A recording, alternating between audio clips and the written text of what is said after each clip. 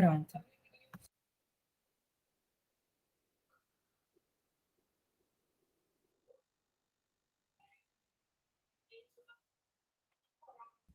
Pode dar início, Janaína, por favor. Eu já iniciei o compartilhamento de tela, não estou vendo mais vocês, só queria saber se vocês estão visualizando o meu slide. Sim, se você Tá. puder colocar em tela cheia. Tá, só vou marcar aqui. Eu me organizei para falar em 20 minutos. Se eu estava no e-mail, né? Vou tentar resumir.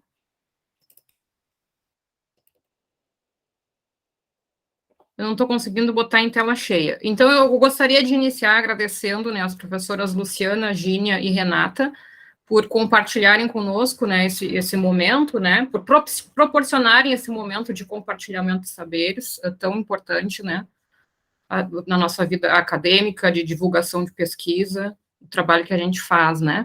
Então, meu nome é Janaína, eu sou doutoranda em letras na Universidade Federal de Pelotas, eu pretendo concluir o doutorado até fevereiro do ano que vem. Então, desde meados de 2018, eu pesquiso essas narrativas de autoria feminina que tematizam a ditadura militar brasileira com esse recorte cronológico de século XXI.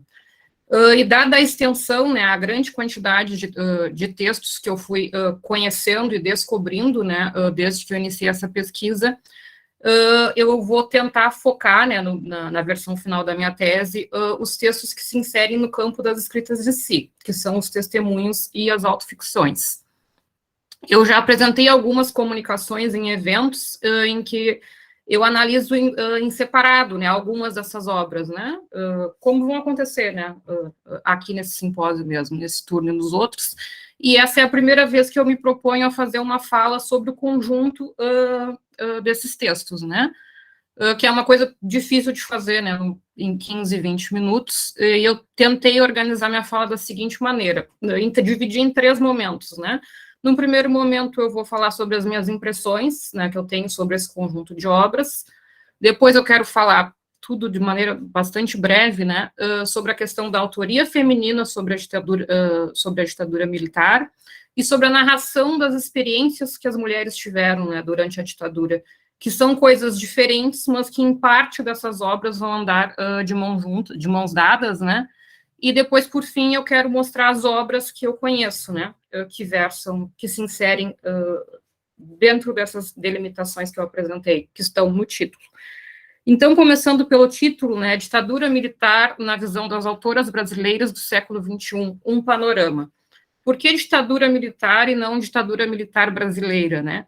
Então, esse contexto que a gente teve, né, de ditadura em vários países do continente, no Brasil e países vizinhos, né, ocasionaram esses exílios, e a gente tem casos, eu leio muitos trabalhos, né, de pesquisadores colegas, e alguns até analisam essas obras que eu vou comentar em conjunto, né, acho que casos mais conhecidos de escritores que nós temos são o Julián Fuchs e a Paloma Vidal, que são autores que nasceram na Argentina e vieram na infância, ainda na infância, morar no Brasil durante o período da ditadura, e eles tematizam, né, a ditadura argentina nas produções deles, então são marcados por questões como bilinguismo, dupla cidadania. Isso vai acontecer em outros trabalhos também, né, se a gente for ver, por exemplo, o livro Volta Semana que Vem, da Maria Pila, ela é uma autora que ela conta, né, ela teve a vida marcada por deslocamentos, então antes de iniciar a ditadura, ela morou nos Estados Unidos, né, ela fez o equivalente ao ensino médio lá, ela ganhou uma bolsa, quando ela retorna, ela vem para o Brasil, começa a ditadura. Então, ela vai narrar a experiência dela que ela teve da ditadura brasileira, mas o exílio dela acontece na Argentina, né? Então, toda aquela experiência que ela tem de presa política, que ela relata ali, se dá na Argentina. A Beatriz Leal, nos Mulheres que Mordem, ela também tematiza a ditadura argentina. Um livro mais recente, que o título é O Quarto Branco, da autora Gabriela Aguirre, lançado em 2019, essa autora tem na casa dos 40 anos, escreveu esse romance, né, O Quarto Branco, que ela rememora parte da infância dela em Montevidéu, então ela vai tematizar a ditadura uruguaia. Então tem esse conjunto de obras que vai falar de obras que vão mencionar as ditaduras dos países vizinhos. Por esse motivo, optei por esse título, ditadura militar, né? Falando um pouco desse livro, do Quarto Branco, né, nesse livro vai aparecer um recurso que vai aparecer um recurso utilizado em outros romances de outras autoras, né, que depois, só na última página que eu me dei conta, né, o título Quarto Branco é uma alusão ao quarto do hospital em que o pai dela está, né, ela perde o pai, então a narradora, né, ela passa por situações de trauma ou de dor intensa. Nesse caso desse livro, ela tem um aborto não espontâneo e ela também está se despedindo do pai. E aí essas situações de dor intensa, de trauma, fazem com que a pessoa passe a rememorar, fazer um balanço da própria vida, e surgem essas rememorações e a pessoa acaba chegando no período da ditadura. Isso vai acontecer nesse livro, vai acontecer no A Chave de Casa, da Tatiana, né, tem a questão muito intensa do luto que ela tem pela perda recente da mãe, né, e ela vai chegar na ditadura. No romance As Netas da Ema, a protagonista, já nas páginas iniciais, ela sofre, ela passa por uma situação de extrema violência, ela sofre uma tentativa de assalto, não lembro se ela chega a ser assaltada, mas aquilo gera um trauma imenso nela, né, e ela passa a fazer um balanço sobre a própria vida e vai chegar na ditadura também, né, então, vou ter que passar 5 minutos já. Trocou o slide. Então, introdução à ditadura militar deixou marcas na memória individual e coletiva. É um tema, como eu coloquei no resumo, que está longe de um esgotamento no campo literário, muito pelo contrário, né? Então, é um trabalho de elaboração do trauma que permanece no tempo presente, nas palavras de Figueiredo. A ditadura militar é vista por esses autores, Telles e Safatli, como uma exceção brasileira, né, no contexto da América Latina, porque é um passado ditatorial que permanece como um fantasma a assombrar e contaminar o presente. Essa expressão, né, de ditadura como um fantasma, a Eurídice Figueiredo também vai usar. Bom, então, o que vai acontecer nesse recorte cronológico do século XXI? A gente vai ter os textos de diferentes gerações vão produzir textos que tematizam a ditadura, né? Então, tanto as autoras mais velhas, que vivenciaram e presenciaram os acontecimentos desses mais de 20 anos de regime, elas vão tematizar a ditadura na contemporaneidade, e, paralelo a isso, a geração descendente, né, a geração das herdeiras da ditadura, também vão produzir seus textos. Então, em parte dessas publicações, né, as motivações das autoras para tematizar a ditadura, elas são evidenciadas, né, esmiuçadas, são bastante evidentes. Isso vai acontecer principalmente nos textos de caráter mais memorialístico, né? Já nos romances, não, né? Para o pesquisador, as motivações das autoras já vão se dar na ordem do rastro, assim, né? Na minha opinião. E aí a gente fica se questionando, né, porque, para citar somente alguns nomes, né, por que autoras como Maria Valéria Rezende, Rosângela Vieira da Rocha, Lúcia Veloso Maurício, Maria Pila, optaram por abordar, né, essa temática, cada uma à sua maneira, somente agora, nos anos 2015, 2016, 2017, passado tanto tempo.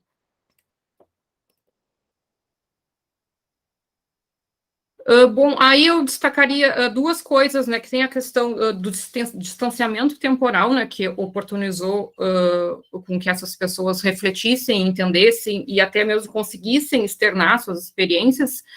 E outra coisa que eu observo que está sendo bastante comentado até pelos meus colegas pesquisadores que analisam essas narrativas é a questão do contexto político vigente. Isso parece ser bastante determinante, até um catalisador, como se as pessoas passassem de um momento de eu já posso falar sobre a ditadura, né, no início dos anos, claro que não tem como a gente fazer um corte, né, delimitar uma fronteira, mas a gente pega os 12, 13 primeiros anos desse século XXI, a gente estava num momento político, né, propício em que eu posso falar sobre a ditadura sem utilizar de alegorias, eu vivo num país democrático, e isso passa por uma espécie de corte, né, e vira eu preciso falar sobre a ditadura, eu tenho medo que essas coisas retornem. Então, tem alguns acontecimentos bastante determinantes, né? A gente tem o início dos anos 2000 com um presidente da República eleito de um partido de esquerda, Então, temos a Comissão Nacional da Verdade, que entrega aqueles relatórios no final do governo da Dilma. É nesse contexto político, por exemplo, que são publicados 5 testemunhos das militantes da Ação Popular, que eu vou nomear agora no final da minha apresentação, né? E aí nós temos, nessa virada, né, temos a deposição de uma presidenta por um processo de impeachment bastante duvidoso, seguido em um curtíssimo espaço de tempo por eleição de um presidente da República que abertamente simpatiza com regimes de exceção e, para nossa surpresa, com grande apoio popular, né, que é uma coisa bastante preocupante. Então, isso vai gerar um contexto político vigente que atua, na minha opinião, como catalisador, né, para que as autoras optem por tematizar e por retornar a esse tema, a esse episódio que foi um dos momentos mais violentos, né, ou o momento mais violento da história recente do nosso país. Então, passa, né, de um eu posso escrever sobre a ditadura para eu preciso escrever sobre a ditadura. Eu vou ter que passar 10 minutos já. Eu queria falar um pouco sobre essa questão da autoria feminina e da narração das experiências das mulheres. Oi. Só um minuto, desculpa te interromper, é porque a gente percebeu aqui essa questão do tempo, né? Como imagino que vocês depois não vão participar de outro momento, enfim, né? Talvez a gente possa estender para 20 minutos todo mundo, até 20 minutos. Tá bom, é porque eu recebi um e-mail de vocês que poderia ser 20, e aí eu treinei para usar os 20. Houve aqui uma falha na comunicação, aí a gente pode chegar a 20 minutos no máximo. Tá bom, pessoal? Então, isso vai para todo mundo, ok? Tá. Obrigada. Tá bom, então, continuando, né, no ano de 2007 foi lançada, para quem se interessa, né, por essa questão da narração das experiências das mulheres, eu acho importante citar esse relatório, Direito à Memória e à Verdade, originou em 3 publicações, a terceira dela lançada no ano de 2010, que é Luta Substantivo Feminino. Direito à Memória e à Verdade, Luta Substantivo Feminino, que vai narrar a vida e morte de 45 militantes e apresentar diversos testemunhos sobre as mulheres que atuaram no combate à repressão. Deixando bem claro que o papel das mulheres da ditadura, na ditadura vai para muito além disso, né? E aí, uma das organizadoras desse relatório, ela é, então, secretária de Direitos das Mulheres, eu acho, a Nilceia Freire, e ela tem diversas situações muito interessantes, importantes, pertinentes. Eu selecionei essa bastante benjaminiana, né, que eu acho que retrata muito bem a importância de todos esses relatos, de todas essas mulheres. Então, ela diz assim: se nos impuséssemos o exercício de mapear os 10 nomes que mais aparecem nos livros de história, dificilmente aparecerá um de mulher entre eles. Com a honrosa exceção da princesa Isabel, que aparece sistematicamente como libertadora e nunca como governante, o Brasil parece ter tido sua história parida exclusivamente por homens. O relato oficial sobre a nossa trajetória como nação é estritamente masculino. Nos retratos oficiais, nossos heróis têm, quase sempre, barba e bigode. Então, a gente tem um imaginário popular, né, muito forte de que a ditadura militar ela foi protagonizada exclusivamente por homens, né? Então, até a leitura desses textos descobre isso, né? Mostra para a gente que não foi assim, que, na verdade, foi tudo muito diferente, né, do que se pensa. Então, esses textos, né, eles contribuem para a construção de um relato alternativo ao oficial sobre o período, reconhecem o papel feminino nas lutas de resistência à ditadura e são um instrumento de luta pelo fortalecimento das liberdades democráticas. Bom, isso que eu já falei, né, eu cito o Perlato, que ele tem um artigo que ele vai falar, né, da efeméride dos 50 anos do golpe militar que ocorre em 2014, que pode ter contribuído, né, para o aumento dessas produções durante o período, e a gente vai ver que depois de 2014, na verdade, temos um boom, né, nessas produções. Então, foram lançadas muitas produções, né, nesse recorte século XXI, marcadas por versatilidade, pluralidade, multiplicidade. Aí, como eu comentei, as autoras de mais idade estão escrevendo sobre o tema, concomitantemente as autoras mais jovens, que seriam as herdeiras, aí cito alguns, tem muitas, né, como, por exemplo, a Liliane Brum, que nasceu em 75, no mesmo ano da Daniela Arbex, elas publicam Antes do Passado e Cova 312, ou a Tatiana, que nasceu no contexto de exílio em 79, e publica A Chave de Casa, com fortes rasgos autobiográficos, né, como a gente sabe.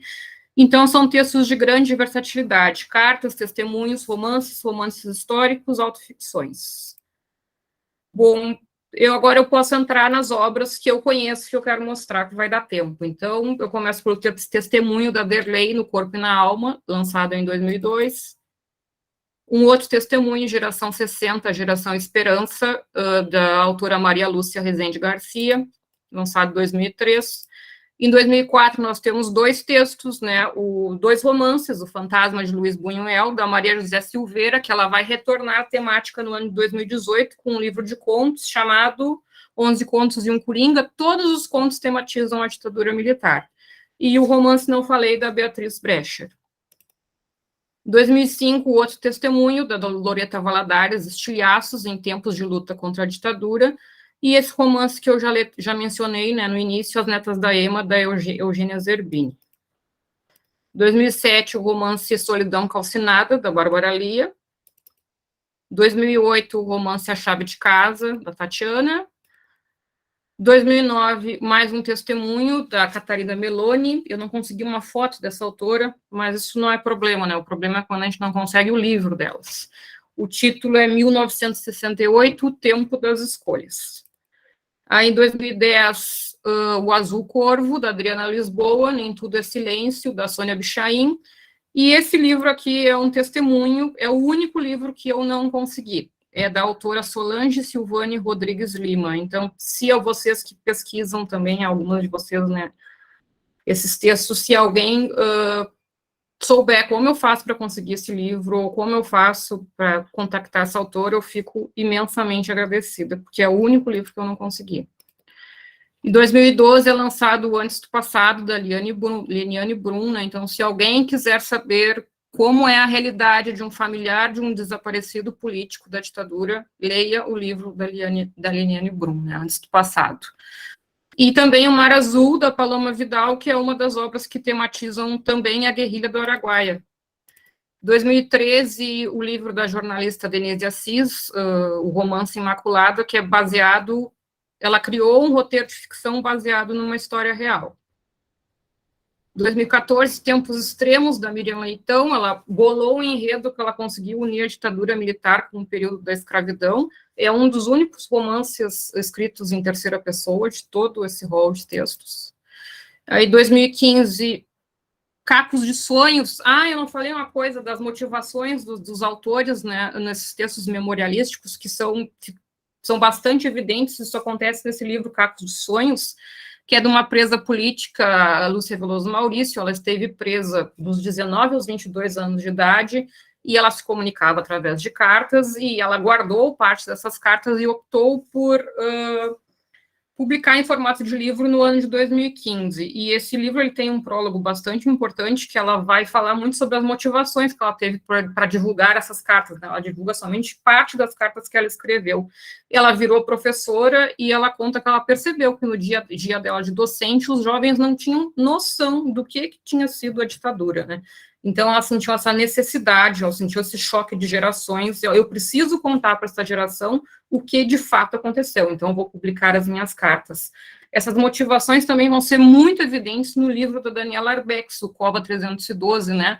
A gente percebe em várias passagens desse livro o incômodo que ela tem de cidadã brasileira, né? Ela vai falar várias vezes: eu preciso dar uma contribuição para o meu país, eu não sei como. E ela faz essa pesquisa que ela chega no corpo ela descobre onde foi enterrado, sepultado, né?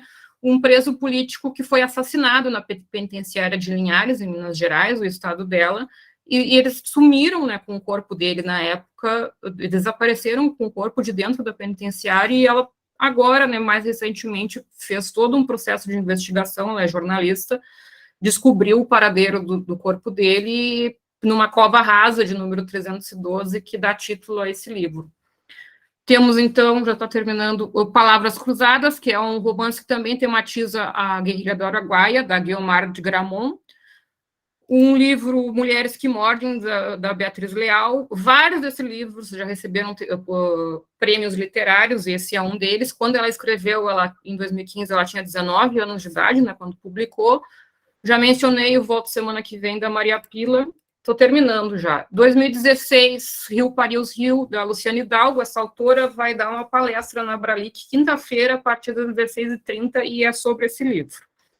Nuvem Negra, da Eliana Cardoso. Cabo de Guerra, da Ivone Benedetti, é uma das poucas autoras que opta por tematizar partindo de um protagonista homem, né? Ela vai contar a história do cachorro, né? De um delator.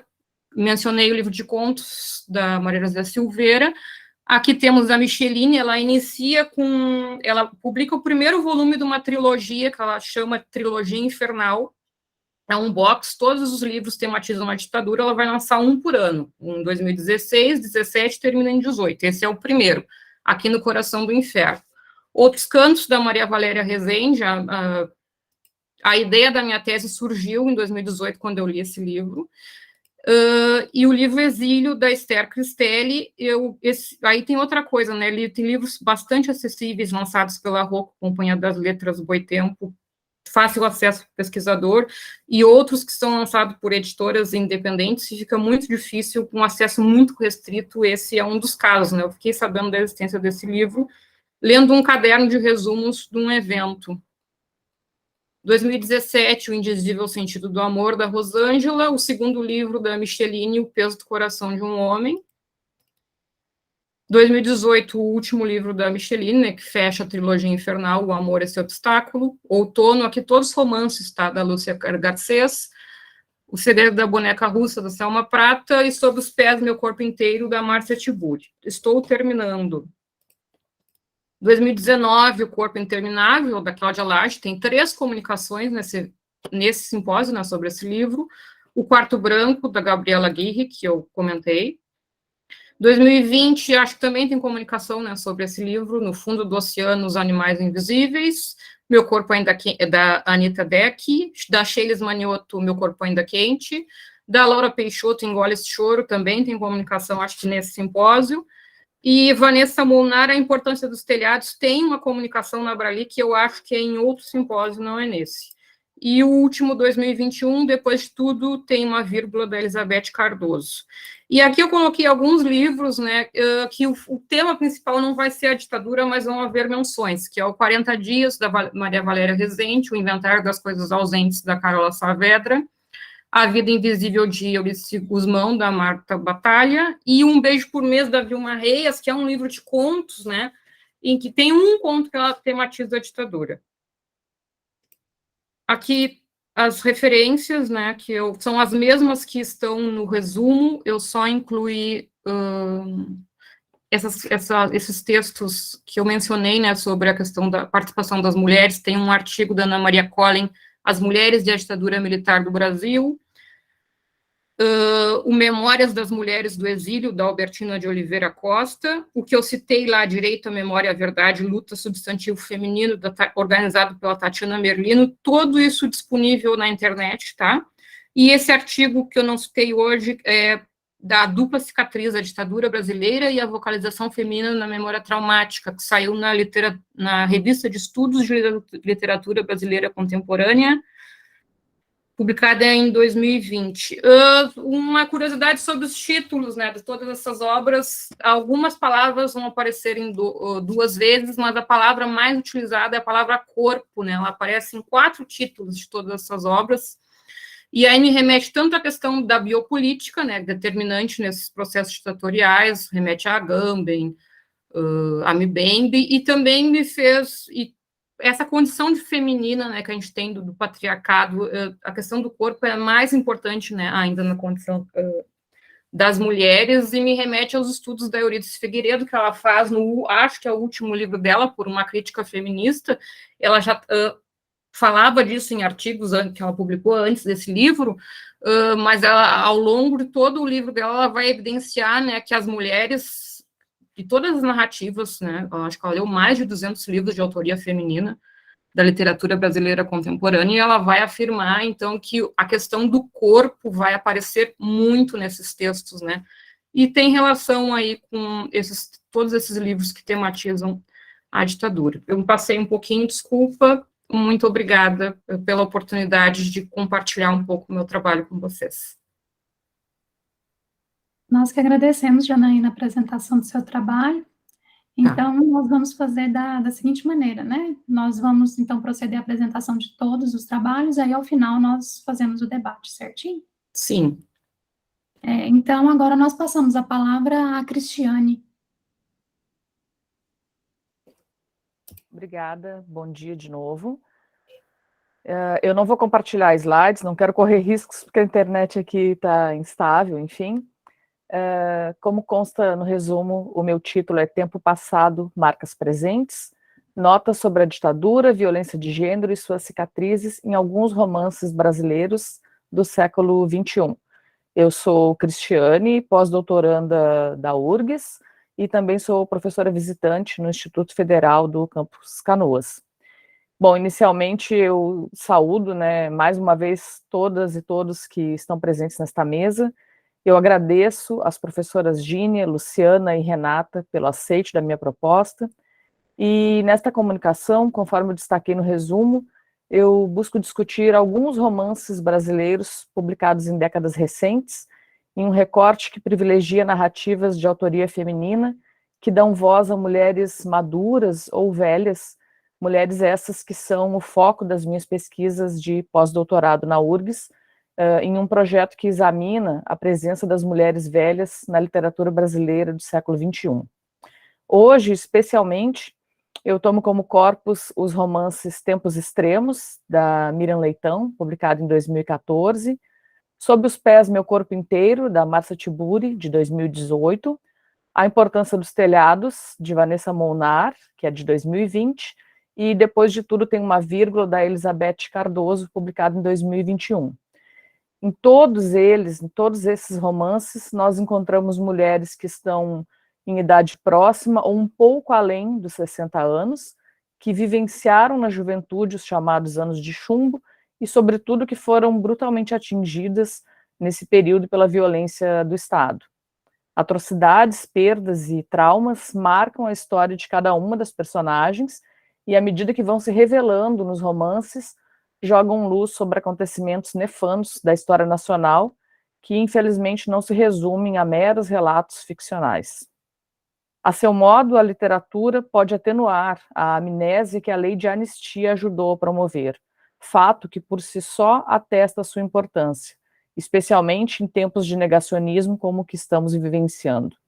Como lembra Eurídice Figueiredo, cito, a não revisão da lei da anistia revela a recusa do Estado brasileiro em remexer no passado sob a alegação de que se deve promover a paz e a reconciliação. Fecha a citação. Nos romances analisados, porém, nos deparamos com mulheres que, mesmo tendo sobrevivido aos horrores da ditadura, carregam feridas abertas, traumas que de tão intensos nos levam a questionar se o apagamento do passado trouxe a elas alguma paz ou possibilidade de reconciliação. E a resposta, ao que tudo indica, é não. A propósito, as reiteradas tentativas de promover o esquecimento, não apenas da violência ocorrida no período ditatorial, como em outros períodos de nossa história, trazem como consequência a perpetuação dos abusos. Normalizados e até certo ponto tolerados pela sociedade, resultam em um aparentemente interminável ciclo de brutalidade, que no caso das mulheres se traduz em crescentes casos de feminicídio diariamente anunciados pela mídia. Abusos que a gente vê constantemente anunciados. O mais recente, acho que todo mundo ontem deve ter acompanhado os noticiários, e se não ficou chocado, revejo, porque eu particularmente, mesmo estando há um tempo estudando certas coisas, não imaginava que ainda a gente fosse se deparar com certas notícias, como uma mulher sendo abusada numa mesa de cirurgia à espera, né, do nascimento do filho, enfim. Mas isso diz muito sobre esse apagamento, sobre essa não reflexão acerca da violência contra as mulheres, que é histórica, né, no país. A esse respeito, vale a pena observar, né, vale observar o que afirma o Jaime Ginsburg, quando diz, cito, o apagamento da memória coletiva das referências à tortura, bem como sua banalização, potencialmente reforçam as chances de naturalizá-la e ignorar a intensidade de seu impacto. O esquecimento é, nesse sentido em si, uma catástrofe coletiva. A leitura de textos literários voltados para o tema pode contribuir para evitar a banalização. Fecha a citação. Se a literatura, então, não tem a função ou o condão de restabelecer o equilíbrio da sociedade, pelo menos ela lança a luz sobre questões contundentes, colaborando para a reflexão e, a seu modo, obstando a trivialização de atrocidades como as que se tem notícia em nosso país desde os tempos mais remotos. No que diz respeito ao período ditatorial, mais especificamente, embora saibamos que a truculência dos seus agentes atingia a todos aqueles que confrontavam o regime vigente, sem distinção, é igualmente conhecido o fato de que os abusos perpetrados contra as mulheres, em alguma medida, se distinguiam. No caso delas, não havia apenas um maior potencial de vulnerabilidades a serem exploradas, como estavam sujeitas a sequelas bastante específicas em razão da sua condição de gênero, conforme mencionado no livro Brasil Nunca Mais. Cito, além das naturais diferenças sexuais da mulher, uma eventual gravidez a torna especialmente vulnerável. Por serem do sexo masculino, os torturadores fizeram da sexualidade feminina objeto especial de suas taras. Fecha a citação. É o que se verifica entre as personagens de 3 dos romances aqui analisados, que, para além das demais violências sofridas no cárcere, todas elas passam por episódios de violência, mas em 3 desses romances, essas personagens são sexualmente atacadas, não uma ou 2, mas reiteradas vezes. Apenas a personagem Alice, de Tempos Extremos, é poupada do estupro, quando ela anuncia que está grávida, de alguma maneira ela será poupada, mas é apenas do estupro, ela não vai ser isenta das demais brutalidades, né, da tortura, enfim, todas essas personagens passam por episódio de tortura, de violências extremas. No presente da narração, essa personagem, Alice, de Tempos Extremos, que é mãe da protagonista Larissa, é descrita como uma mulher dura, bélica. Ao longo da leitura, verifica-se que suas atitudes combativas são resultantes não apenas da sua ideologia e do ímpeto de luta pelo país, mas também das cicatrizes que carrega desde a juventude. Militante nos anos de 1970, ela tinha menos de 20 anos quando foi presa, juntamente com o companheiro Carlos, um jovem com 23 anos à época, e que fazia parte do mesmo grupo de luta armada no qual Alice participava. Compartilhando dos mesmos ideais, ambos se aproximaram, se envolveram e ela acabou engravidando. Surpreendidos em uma reunião, foram levados para a prisão, separados, interrogados e torturados, se vendo apenas uma vez mais. Eu tomo a liberdade de citar um trecho um pouquinho maior, onde ela menciona essa última vez em que ela reviu o companheiro. Ele estava saindo do interrogatório e eu aguardava no corredor. Estava fraca demais. Eu vi o rosto dele como uma miragem. Ele gritou que me amava e que protegia esse nosso filho. Estranha hora para ter um filho, pensei. Entrei na sala de interrogatório para mais uma sessão. As feridas dos cigarros queimados ainda doíam no meu braço, peito, costas. Uma parte da tortura era não me dar comida. Pode alguém gerar outro ser quando não se alimenta? Eu achava que não sobreviveríamos, e a primeira a morrer seria a criança que eu esperava. Mas o grito dele de que eu protegesse nosso filho me fortaleceu. Ele nunca conheceu Larissa. Fecha a citação. Como sucedeu a muitos outros, o Carlos entra para a lista dos desaparecidos e a companheira e a filha que ele nunca conheceu vão ficar ad eternum esperando pelo seu retorno ou pela comprovação da sua morte, cercadas em quaisquer dos casos pela dolorosa e constante presença em meio à ausência. Eu cito novamente um trecho do romance em que a personagem pensa, né, Carlos é uma presença que nunca foi embora. Eu tinha 19 e ele 23. Não quero parecer romântica, mas diariamente eu me pergunto como ele reagiria diante de cada situação. Namorei, casei, me separei, envelheci. Nunca quis ser Penélope à espera de Ulisses. A verdade é que hoje sei que uma parte de mim ficou num cais, olhando o mar à espera de uma volta que desde o início sabia que não haveria. Ainda hoje me surpreendo perguntando: ele foi lançado ao mar? Foi enterrado na Floresta da Tijuca, nos fundos daquele sinistro batalhão? Foi levado para algum outro lugar antes de ser morto? Quando o corpo não chega para o enterro, não se faz o luto. Vive-se com ele. É isso que quis dizer. Fecha a citação. Ao não receber quaisquer informações concretas sobre o paradeiro do companheiro e tampouco um corpo morto sobre o qual chorar e realizar o luto, uma parte de Alice se perdeu. Ela paralisou de algum modo as emoções, recobrindo-se da carapaça pela qual é reconhecida no presente da narração, arma da qual se valeu para manter-se de pé e dar conta da criação da filha, para seguir vivendo, equilibrando-se entre a dor e a revolta que continuariam a amargurá-la, apesar do tempo decorrido. Seu tormento é agravado, sobretudo, porque um de seus irmãos, Hélio, era oficial do exército nos tempos da ditadura, e além da incompatibilidade ideológica entre ambos, pesa o fato de ele não ter auxiliado em sua busca por respostas. Fiel à pátria e defensor do regime militar, o homem mantinha firmes, mesmo anos depois, as convicções de que o exército agira em defesa do povo, livrando a nação da ameaça comunista. Quanto ao destino do cunhado, seguia sustentando que buscara por informações, mas nada conseguiu saber, declaração que se mostrará falsa no decorrer do romance, inviabilizando qualquer possibilidade de reconciliação entre os irmãos. Conforme vai ser descoberto depois, né, mesmo esse irmão se declarando não ter sido um torturador, vai se encontrar registros de que ele esteve na ocasião e no local onde o cunhado foi morto.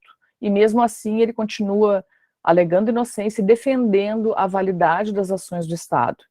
Ali ele se utiliza dessa coisa patriarcal de eu era o irmão mais velho, eu tinha que proteger a minha irmã, enfim. A irmã é colocada numa posição que ela nunca ocupou, de uma certa necessidade de proteção, enfim.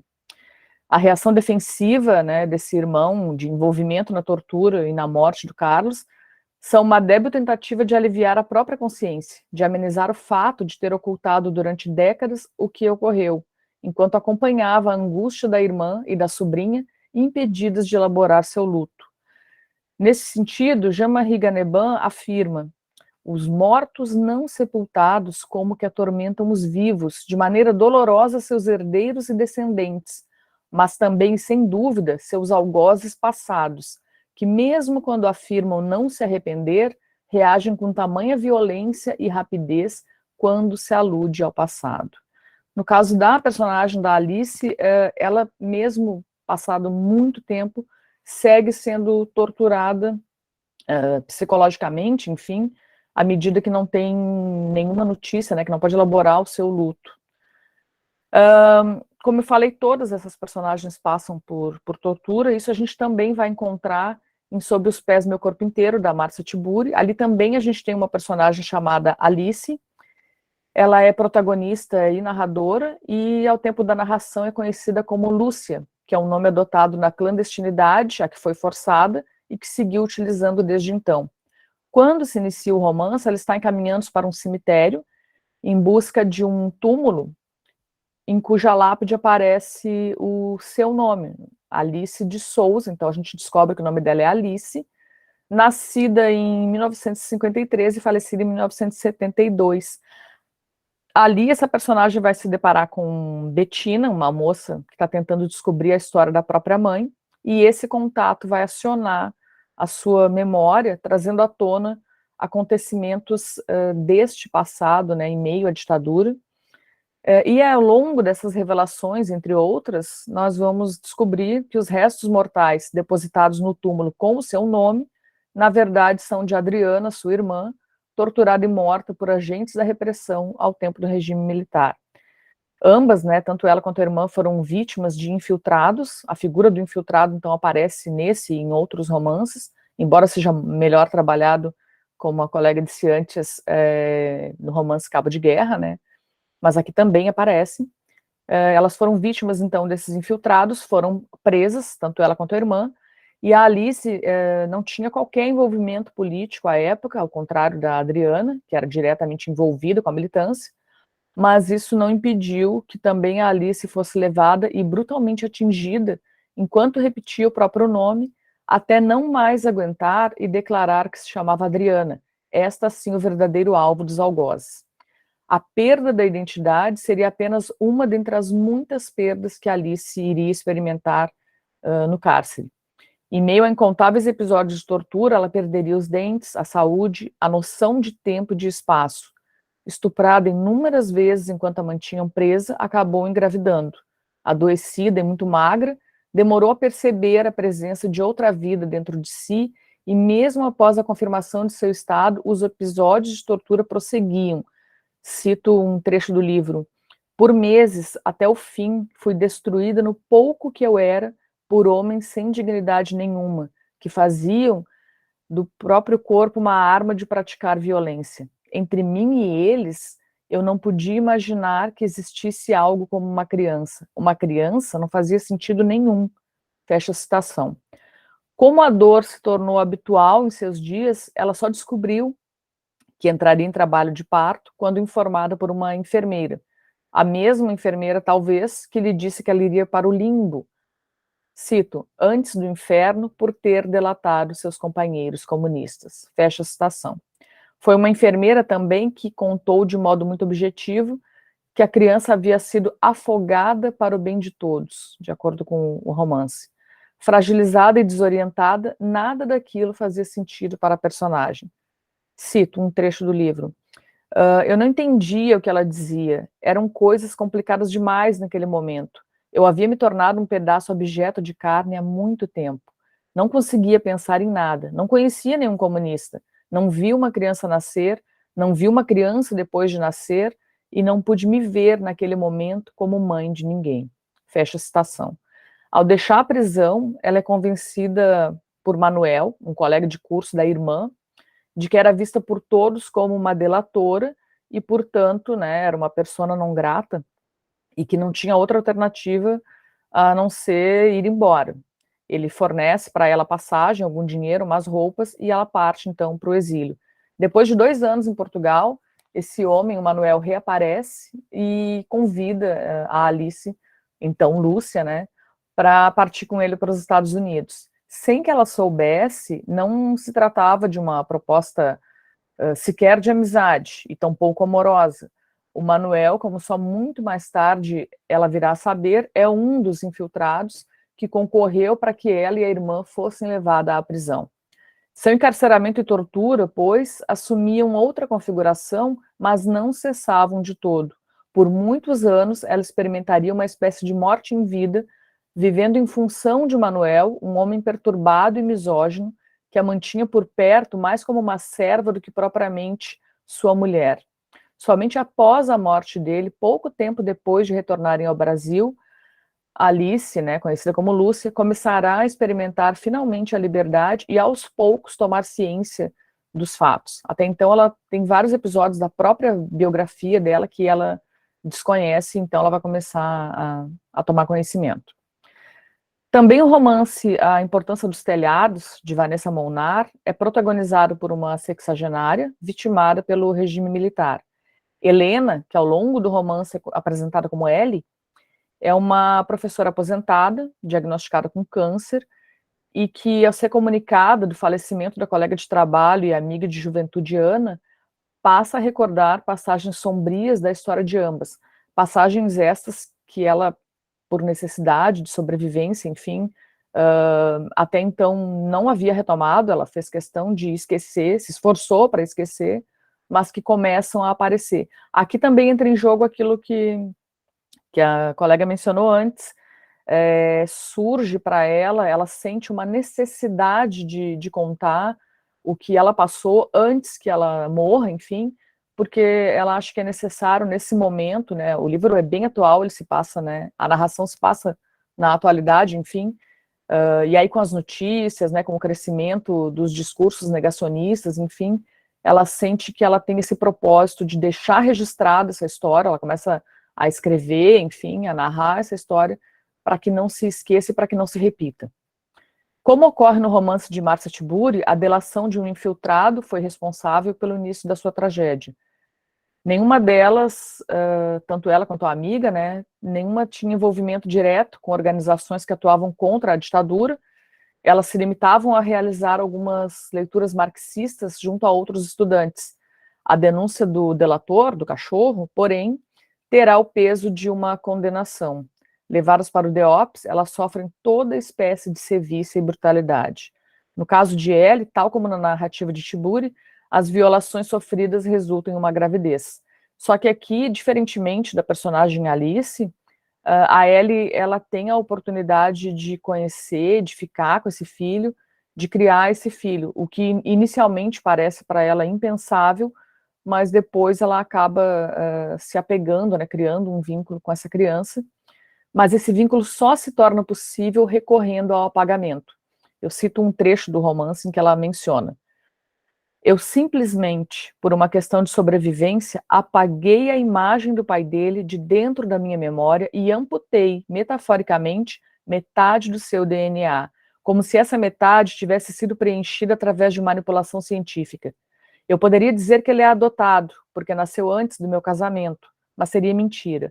Ele nasceu de dentro das minhas entranhas, banhado de sangue como todo bebê, e é resultado direto ou indireto das minhas escolhas, das escolhas que fiz quando iniciei minha vida na universidade e me senti livre, quanto da maldade humana que até hoje persegue as mulheres. Fecho citação. Como se pode depreender da narração, o silêncio da Ellie não tem as mesmas motivações daqueles que agiram criminosamente e, para seu próprio benefício, buscaram o aniquilamento da história. No caso dela, a personagem cuida apenas de tentar enterrar, o trauma em algum lugar profundo bastante para não atormentar o restante de seus dias. Seu silêncio, longe de ser uma forma de conivência, está intimamente relacionado ao trauma e à dificuldade de elaborá-lo. Da mesma forma, equilibrando-se entre silêncios, a gente tem aí mais uma personagem, que é a Rita, protagonista e narradora de Depois de Tudo Tem uma Vírgula, de Elizabeth Cardoso. Nesse caso, nos anos de 1960, ela é envolvida em movimentos políticos contrários ao regime militar e vai também ser encarcerada. A experiência na prisão, pois não. Você já pode encaminhar para o desfecho, porque já... Tá bom, vou encerrando. Tá? Obrigada. Tá, eu que agradeço. No caso dela, então, a experiência na prisão também resulta em violências extremas, em repetidos estupros, é uma constante, né, que se repete nesses livros, e ela também vai engravidar, mas vai ter a notícia de que esse bebê, ela passa por um processo de muita dor e acaba ficando viciada em morfina, em cocaína, em outras drogas que tentam, de alguma maneira, aliviar essa dor. E ela vai ser informada que, por conta desses vícios, o bebê que ela carregava no ventre, que seria uma menina, não resistiu, versão que ela contesta. Até hoje não acredito nisso, diz a personagem, pois sentia ela mexendo dentro de mim até minutos antes do parto. Eles devem ter dado a pobrezinha para a adoção, já prevendo que por causa da morfina e da cocaína, eu não poderia cuidar dela como deveria. Ela deve estar viva por aí, não como eu. Quando ela diz essa frase, a gente pode pensar na situação em que a gente encontra ela no presente da narração. Ela é uma sobrevivente, mas ao mesmo tempo ela é uma mulher que nunca se restabeleceu, uma mulher aniquilada. Ela é declarada incapaz, né, ela perde a sanidade, ela vai ficar sob... Os pais morrem, segundo o irmão, morrem de desgosto, enfim, e ela vai ficar sob a tutela desse irmão. Então ela vive uma liberdade vigiada, né, constantemente, e a gente vai, com o leitor, vai se deparar com ela constantemente indo à rodoviária. Ela mora com o irmão, né, tem um quarto, enfim, mas ela vai frequentemente à rodoviária catar bitucas de cigarro e catar também palavras, bilhetes, fragmentos que ela encontra na rodoviária. É mais uma coisa que, de alguma maneira, se torna também um vício, uma necessidade para ela. E parece, ao mesmo tempo, uma forma de exercer, de algum modo, a liberdade e a autonomia que foram arrancados. Nesse momento em que ela está catando, né, bitucas, em vez de simplesmente fumar os cigarros que o irmão fornece, ela está ali exercendo, né, uma espécie de autonomia de escolha. Só para encerrar, então, já que estouramos o tempo, em cada um dos romances analisados, a brutalidade e as cicatrizes se fazem notar. Ao voltar-se para o passado, as personagens retomam em seu discurso as experiências de um tempo cujas violências e abusos perpetrados pelo Estado notadamente as afetaram e seguem afetando. Resta evidente o quão nefastas foram as situações enfrentadas por elas, deixando em sua memória uma série de marcas que seguem repercutindo em seu presente. Além disso, pode-se verificar que os episódios vivenciados não exibem apenas a tragédia pessoal das personagens, como expõem feridas coletivas que, retomadas por meio da narração, colocam em xeque as tentativas de apagamento ou deturpação da história nacional. A literatura vem aqui, nesse caso, como uma espécie de socorro para que a gente não permita que se apague isso que é tão importante de se refletir para que estanque, né, essa violência histórica que acomete as mulheres desde sempre. Peço desculpa se passei do tempo e, mais uma vez, agradeço muitíssimo, né, a possibilidade de participar dessa mesa. Obrigada. Parabéns, Cristiane, por sua apresentação e também nós agradecemos pela sua fala. Nós passamos, então, agora a palavra ao Everson. Não sei se eu falei corretamente, é o Everson ou o Everson? Isso mesmo, é o Everson. Bom dia. Bom dia a todos, a todas. Eu quero agradecer às organizadoras do evento por organizarem esse simpósio e quero agradecer também a todos que estão participando. Meu nome é o Everson, eu sou professor do Instituto Federal do Espírito Santo e sou doutorando na Universidade Federal do Espírito Santo. A minha comunicação de hoje é a memória da ditadura militar brasileira na obra não ficcional e na literatura de Bernardo Kucinski. Eu não preparei slides, então eu vou ler o texto que eu preparei e, para facilitar, eu vou projetar o texto, assim vocês podem acompanhar. Fica um pouco mais fácil, né? O período da ditadura militar no Brasil foi marcado pela extrema violência de agentes do Estado contra militantes de oposição ao regime, membros de partidos políticos ilegalizados e quaisquer defensores de ideias que incomodassem os detentores do poder. Em 2014, a Comissão Nacional da Verdade produziu extenso relatório em que são enumerados os crimes cometidos por militares e civis durante o estado de exceção, detenções extrajudiciais e arbitrárias, emprego da tortura como método de interrogatório de controle político, execuções sumárias, desaparecimentos forçados, ofensas sistemáticas à integridade física e psíquica de presos políticos e violência sexual de gênero, entre outros crimes. A essas bárbaras violações dos direitos humanos somam-se ainda outras formas graves de violência, como a implacável censura à imprensa e às artes, o exílio de artistas e intelectuais, a perseguição a funcionários públicos, professores e militares, e as cassações de direitos políticos de parlamentares e ex-presidentes. Bernardo Kucinski atuou como jornalista nesse período e, em coautoria com Ítalo Tronca, escreveu o primeiro livro de denúncia internacional dos crimes praticados pelo regime militar. Essa obra inaugural, corajosamente engajada na luta por justiça, dá o tom à profícua produção jornalística, acadêmica e literária de Kucinski, que seguirá pelas décadas seguintes. Intitulado Pau de Arara, Violência Militar no Brasil, o livro foi publicado anonimamente, primeiro na França, em 1971, e depois no México, em 72. Somente em 2013 houve uma edição brasileira. Fundamentando-se em testemunhos de torturas e considerando amplamente o contexto histórico do Brasil, os autores demonstram que a violência é a marca mais profunda da história política brasileira. A ditadura militar é vista assim como continuação de uma história de autoritarismo enraizado e persistente. Kucinski e Tronca afirmam também que o AI-5 institucionalizou, embora indiretamente, a tortura sistemática, garantindo ao aparelho repressivo o silêncio da imprensa censurada e a impunidade dos torturadores, posto que as vítimas eram detidas em segredo e não tinham sequer o direito ao habeas corpus. Os autores lembram ainda que a perseguição aos opositores ampliou o conceito de subversão, que passou a abarcar todos os órgãos que opinam, falam ou pensam no país. Em 1982, sob o então decadente regime militar, Kuczynski publicou Abertura à História de uma Crise, depois reelaborado e reeditado em 2001 com o título O Fim da Ditadura Militar. Nesse livro, o autor afirma que o famoso regime militar era, na verdade, um estado policial, consequência natural da primazia da luta contra o inimigo interno.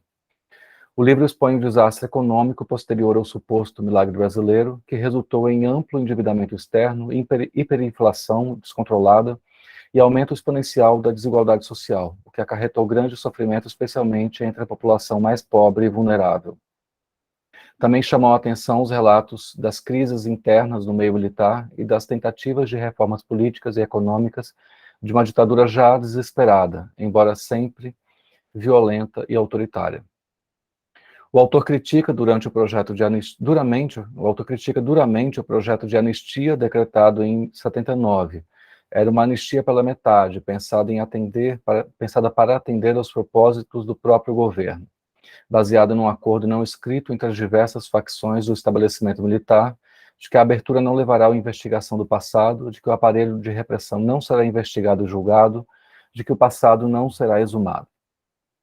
Por outro lado, Kuczynski também destaca as formas cada vez mais fortes e organizadas de resistência e as reivindicações por mudanças, as lutas por anistia, as greves da classe operária, as organizações e movimentos sociais pelo fim da ditadura e a reorganização ou criação de partidos políticos, com destaque para o surgimento do Partido dos Trabalhadores.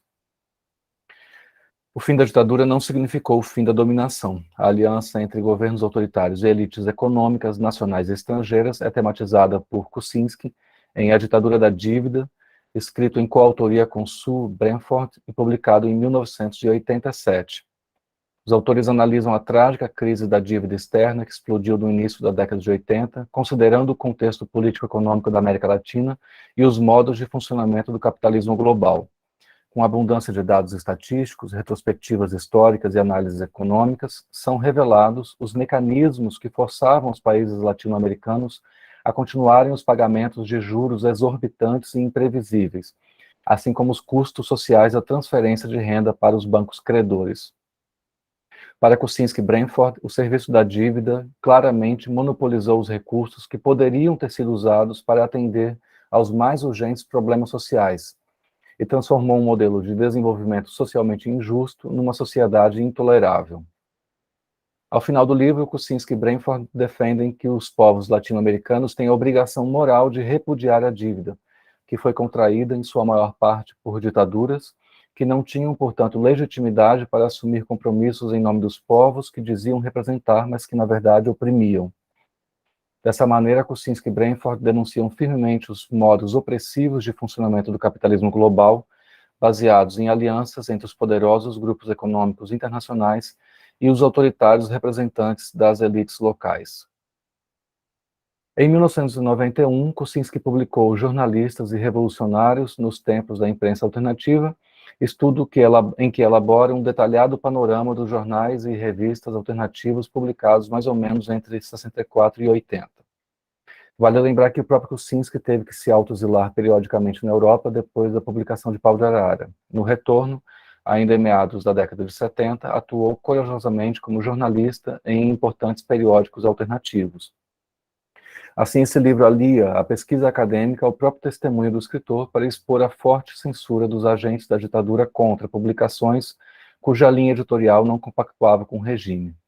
Essa imprensa alternativa foi uma das principais formas de resistência no período porque insistia em desobedecer às imposições tirânicas do regime e porque os jornais e revistas alternativos tinham uma forte dimensão política, já que funcionavam como formas de agremiação de escritores, jornalistas e militantes que tentavam manter vivos os movimentos de oposição postos na ilegalidade pelo aparelho repressor. Já na abertura, o autor afirma: em contraste com a complacência da grande imprensa para com a ditadura militar, os jornais alternativos cobravam com veemência a restauração da democracia e do respeito aos direitos humanos e faziam a crítica do modelo econômico. Assim, para Kuczynski, a imprensa alternativa era identificada pelo combate político-ideológico à ditadura, na tradição de lutas por mudanças estruturais e de crítica ortodoxa a um capitalismo periférico e ao imperialismo, dos quais a ditadura era vista como uma representação. Durante sua carreira como jornalista e professor universitário na USP, Kuczynski publicou ainda diversos títulos, tratando especialmente de política, sociedade, jornalismo e economia, entre os quais merecem destaque Fome de Lucros, de 76, O que são multinacionais, de 81, Jornalismo Econômico, de 96, A Síndrome da Antena Parabólica, Ética no Jornalismo Brasileiro, de 98, As Cartas Ácidas da Campanha de Lula, de 98, de 2000, Jornalismo na Era Virtual, ensaio sobre o colapso da razão ética, de 2005, e Cartas a Lula, o jornal particular do presidente e sua influência no governo do Brasil, de 2014. Assim, a posterior obra literária de Kuczynski é o corolário de uma história pessoal de pesquisas e de lutas, que passou pelo jornalismo, pela produção acadêmica e pela militância política. Além disso, sua ficção resulta também de experiências pessoais e familiares, já que Kuczynski toma a literatura como um canal privilegiado para a manifestação da memória. Somente depois de se aposentar como professor, Kuczynski estreou na literatura. Diferentemente do que se costuma afirmar, sua primeira obra literária não foi K, e sim uma história detetivesca intitulada Mataram o Presidente, publicada em folhetim em 2010 no jornal ABCD Maior. Essa primeira publicação, ainda desconhecida pela crítica, é interessante especialmente por demonstrar os indícios iniciais do projeto literário kuczynskiano, antecipando assuntos e aspectos formais desenvolvidos em obras posteriores, especialmente a representação da violência e do autoritarismo no Brasil. Mas foi com o romance K, depois intitulado K, Relato de uma Busca, que o escritor se tornou conhecido no meio literário. Essa obra ficcional tematiza os crimes da ditadura militar e aborda especialmente o trauma que a violência do regime provocou nas famílias dos desaparecidos políticos. A trama é inspirada na história real do desaparecimento da irmã e do cunhado do autor, Ana Rosa Kuczynski e Wilson Silva. O protagonista K, um senhor judeu, pai da personagem desaparecida, relembra também sua história de militância política na Polônia e sua imigração para o Brasil pouco antes do inominável horror dos campos de concentração nazistas. Na recepção crítica, K frequentemente provoca debates sobre a contribuição da literatura na vida social e política, despertando análises que geralmente enfatizam a memória do passado violento, o trauma após a barbárie, o testemunho e a necessidade de elaboração do passado, no sentido atribuído por Adorno a essa expressão.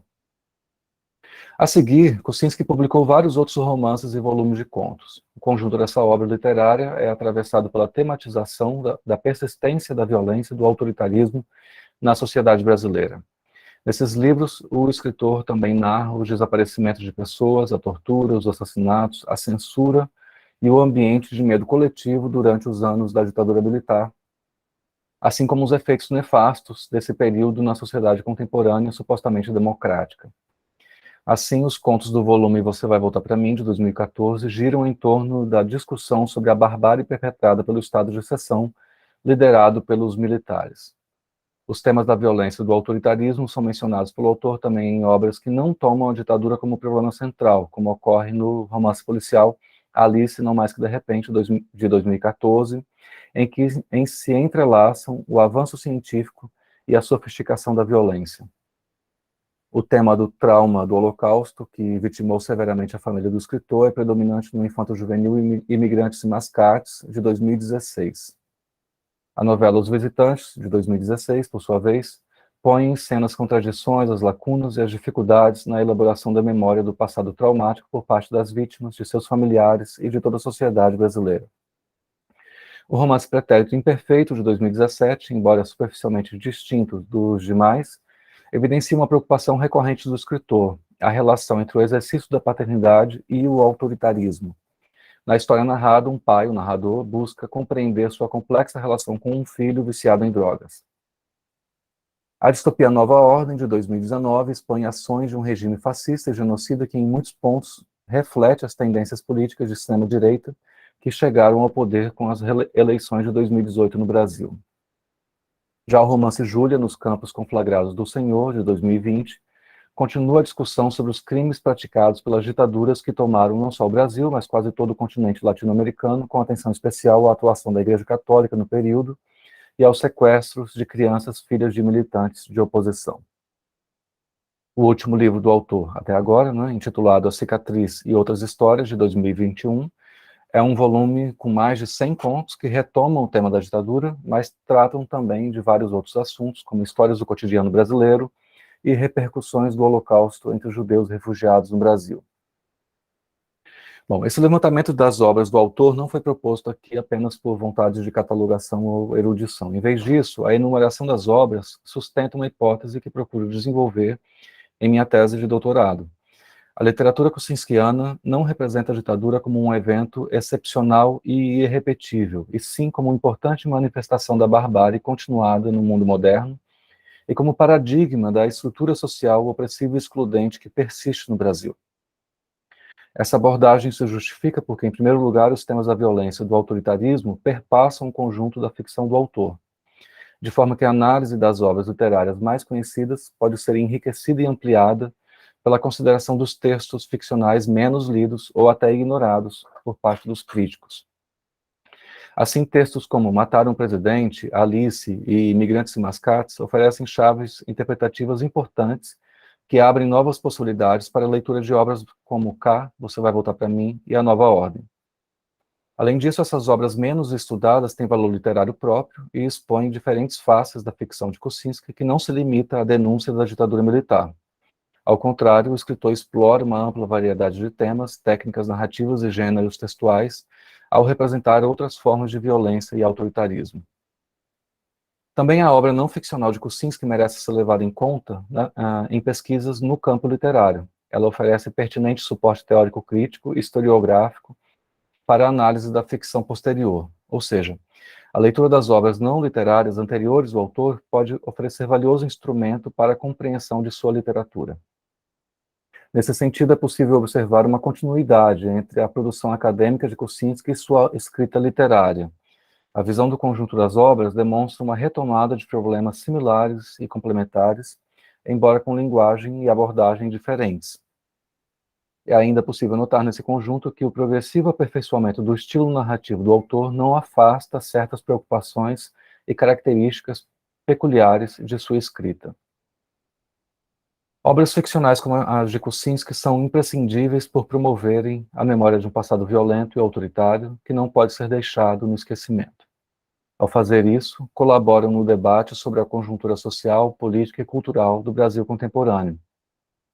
Assim, denunciam a continuidade e a banalização de muitas formas de opressão e alertam para a urgência de ações capazes de impedir que regimes políticos... me perdi aqui. Então, assim, denunciam a continuidade e a banalização de muitas formas de opressão e alertam para a urgência de ações capazes de impedir que regimes políticos semelhantes à ditadura voltem a ocorrer. Dessa maneira, a literatura colabora na luta para que as vítimas da violência que perderam o direito à palavra recobrem a voz.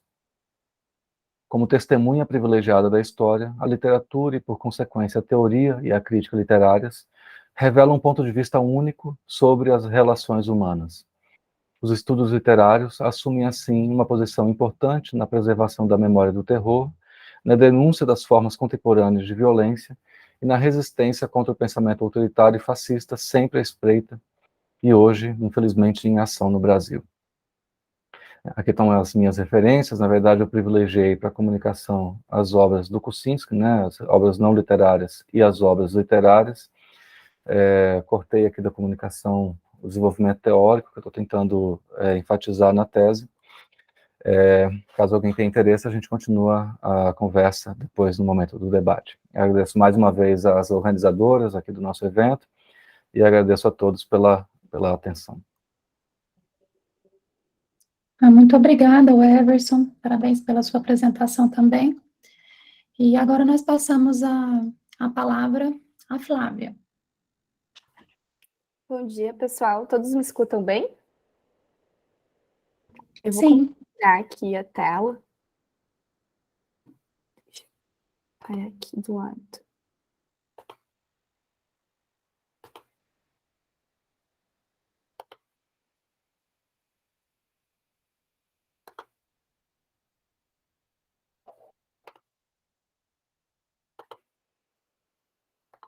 Tá dando para ver tudo certinho? Sim. Vou começar, então. Bom dia a todos e a todas. Eu cumprimento e agradeço as professoras Gínia, Renata e Luciana e todos os demais aqui presentes. O meu nome é Flávia de Oliveira, eu sou mestranda em literatura pela URGS, sou formada em Direito e a minha pesquisa ela trata, então, da relação entre direito e literatura a partir de narrativas contemporâneas sobre o aborto voluntário de autorias de mulheres latino-americanas. Aqui no evento, eu vou buscar especificamente, então, relacionar a violência estatal sofrida pelas personagens mulheres em O Corpo Interminável, da Cláudia Lage, com o direito, mais especificamente, né, com os direitos humanos. O meu interesse por O Corpo Interminável, da Cláudia Lage, ele vem justamente de uma cadeira que eu fiz com a professora Gínia. Então, eu agradeço a professora Gínia por ter trazido esse livro para o debate em sala de aula. E também, antes de começar, eu queria fazer um adendo que eu acho que é um pouco... Eu sinto uma certa dificuldade no dia de hoje, né, de falar sobre a violência estatal sobre os corpos das mulheres. Né? Ontem, inclusive, também senti uma grande dificuldade em terminar a minha fala, justamente pelo acontecido, né, do abuso de uma mulher em situação de parto, que todos nós ficamos sabendo, fora todas as outras notícias que a gente é bombardeado, assim, toda semana. Então, queria poder fazer esse adendo antes de começar a minha comunicação em específico. Bom, vou passar aqui. Bom, antes de começar, eu quero falar um pouquinho sobre o direito e literatura como abordagem de pesquisa, né? O movimento do direito e literatura, ele vai surgir lá na década de 70, nos Estados Unidos, e tem essa proposta de poder compreender o direito a partir da literatura e da linguagem. Então, a ideia é conseguir ir além de um direito duro, né? Entender o que existe por trás das leis e das construções jurídicas. Na verdade, existem muitas formas, né, de trabalhar com o direito à literatura. Aqui, no meu trabalho, eu busquei uma abordagem que compreende o direito como algo que vai além, né, de um sistema de regras e de princípios, e que vê esse mesmo direito como um resultado de construções sociais e de construções discursivas, e, ao mesmo tempo, também como um construtor, né, de discursos. E discursos que muitas vezes vão estar em conformidade, né, com as relações de poder e que vão acabar se escondendo atrás de uma suposta neutralidade, né, e também do formalismo jurídico. E a literatura entra aqui, né, como uma possibilidade de falar sobre questões que vão passar despercebidas ao mundo do direito, ao mundo jurídico, em determinadas épocas, como no caso, né, das violações de direitos humanos ocorridas durante a ditadura militar.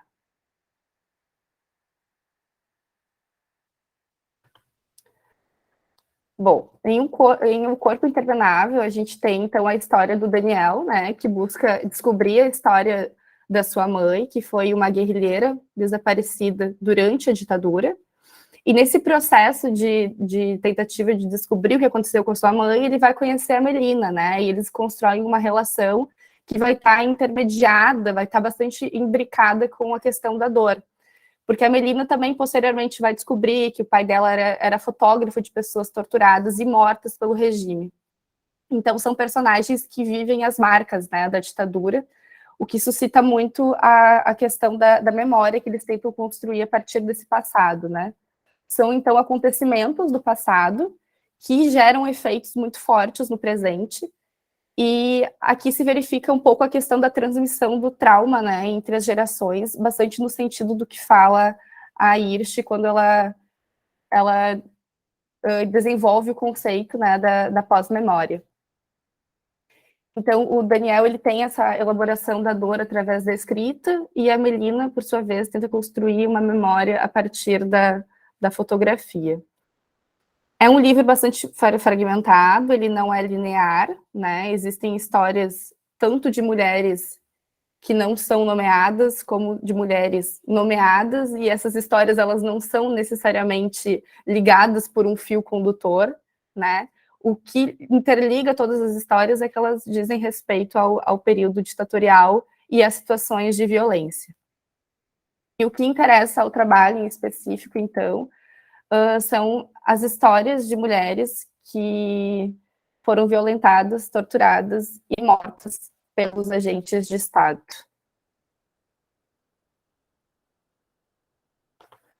Bom, são muitas as cenas, né, de O Corpo Interminável que tratam sobre a violência de gênero e a violência sexual praticada, né, pelos agentes estatais. Eu selecionei duas que são bastante emblemáticas, eu acho, né, e que vão conseguir conversar um pouco mais com a proposta do trabalho.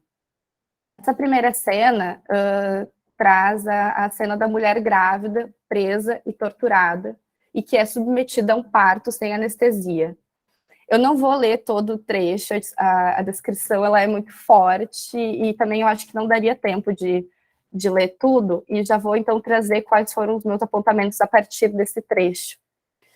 Essa mulher, ela não é nomeada, né, e ela inicia o capítulo falando da situação precária que ela se encontra, né, ela fala das paredes, ela fala do corpo sujo que está suando, que gruda na parede, e que ao desgrudar faz um som estalado, um som gosmento, traz um cheiro horrível. Então, essa mulher presa, ela é obrigada a gerar um filho, né? Além de estar numa situação degradante, ela é obrigada a gerar um filho em um cenário totalmente degradante. Tem também uma expressão que os militares usam, que é o perde-se como se ganha filhos, né? E a gente vê a naturalidade em relação ao aborto, que vai meio... chega a ser um pouco contraditória em relação ao discurso pró-vida, que sempre é adotado pelos conservadores. Nós temos também a questão da tortura, tanto física como verbal, aqui nesse trecho, né, que é perpetrada pelos agentes de Estado. E há a citação de métodos de tortura que, de fato, foram utilizados durante a ditadura militar, isso com base em depoimentos, né, de mulheres torturadas da Comissão da Verdade. E a Cláudia Lage, ela menciona em um evento que, inclusive, os relatórios da comissão foram fonte de pesquisa para a elaboração da escrita dela, né? Então, os animais vivos, os choques, os xingamentos, as mulheres grávidas, de fato, aparecem, né, nos depoimentos à Comissão da Verdade, e também no livro Brasil Nunca Mais. E, para finalizar, né, a questão do parto sem anestesia vai trazer esse aspecto da desumanização em um nível extremo, né? O corpo da mulher, ele não é mais tratado como um corpo humano, nesse caso, mas sim como um tecido qualquer, né, como ela menciona. Aqui é um outro trecho, que é o trecho da mulher que é recebida no aeroporto com as marcas da tortura, né, que são as unhas arrancadas. Nesse caso, eu acho que eu consigo fazer a leitura. As unhas, ela costumava pintar de vermelho, era uma provocação. Diziam que era cor de puta. Não aceitavam que era cor de gente. Puta, virgem, mulher, era só uma cor, gostava de provocar. Mas quando arrancaram as suas unhas, ela viu outro vermelho, o que era putaria para eles, afinal, as suas mãos cobertas de sangue. Na prisão, ela se recusou a cortar os cabelos. Os fios caídos em seus ombros eram uma carícia que tinha, ela se recusou. Os anos transformaram os seus cabelos num redemoinho constante e não sabia mais o que fazer. Insistiam para que cortasse, mas ela não cortava. Nos interrogatórios, puxavam o emaranhado com força e a chamavam de porca. Depois que a deixavam nua, porca, vadia. Quando a menstruação escorria pelas pernas, porca, vadia, nojenta. Bom, aqui então, a questão da mutilação, né, a mutilação das unhas, que é um caso bastante simbólico do caso dessa mulher, né, que pintava as unhas justamente de vermelho para bater de frente com os discursos que se construíam, né, sobre os corpos femininos. E essa mulher, também não nomeada, né, que chega no aeroporto, ela é recebida por outra mulher. E essa mulher torturada, como eu mencionei, né, ela tá com as marcas da tortura, com as unhas roxas e azuis, né, e pelo fato de terem sido arrancadas durante as sessões, né. E essa mesma mulher, na prisão, também, ela vai mencionar que ela conheceu uma companheira chamada Márcia, né, e ali ela estabelece um vínculo com essa mulher, porque era uma mulher que lhe penteava os cabelos, né? Mas, posteriormente, a Márcia também, ela é levada e some. E as companheiras de cela contam que Márcia não aguentou.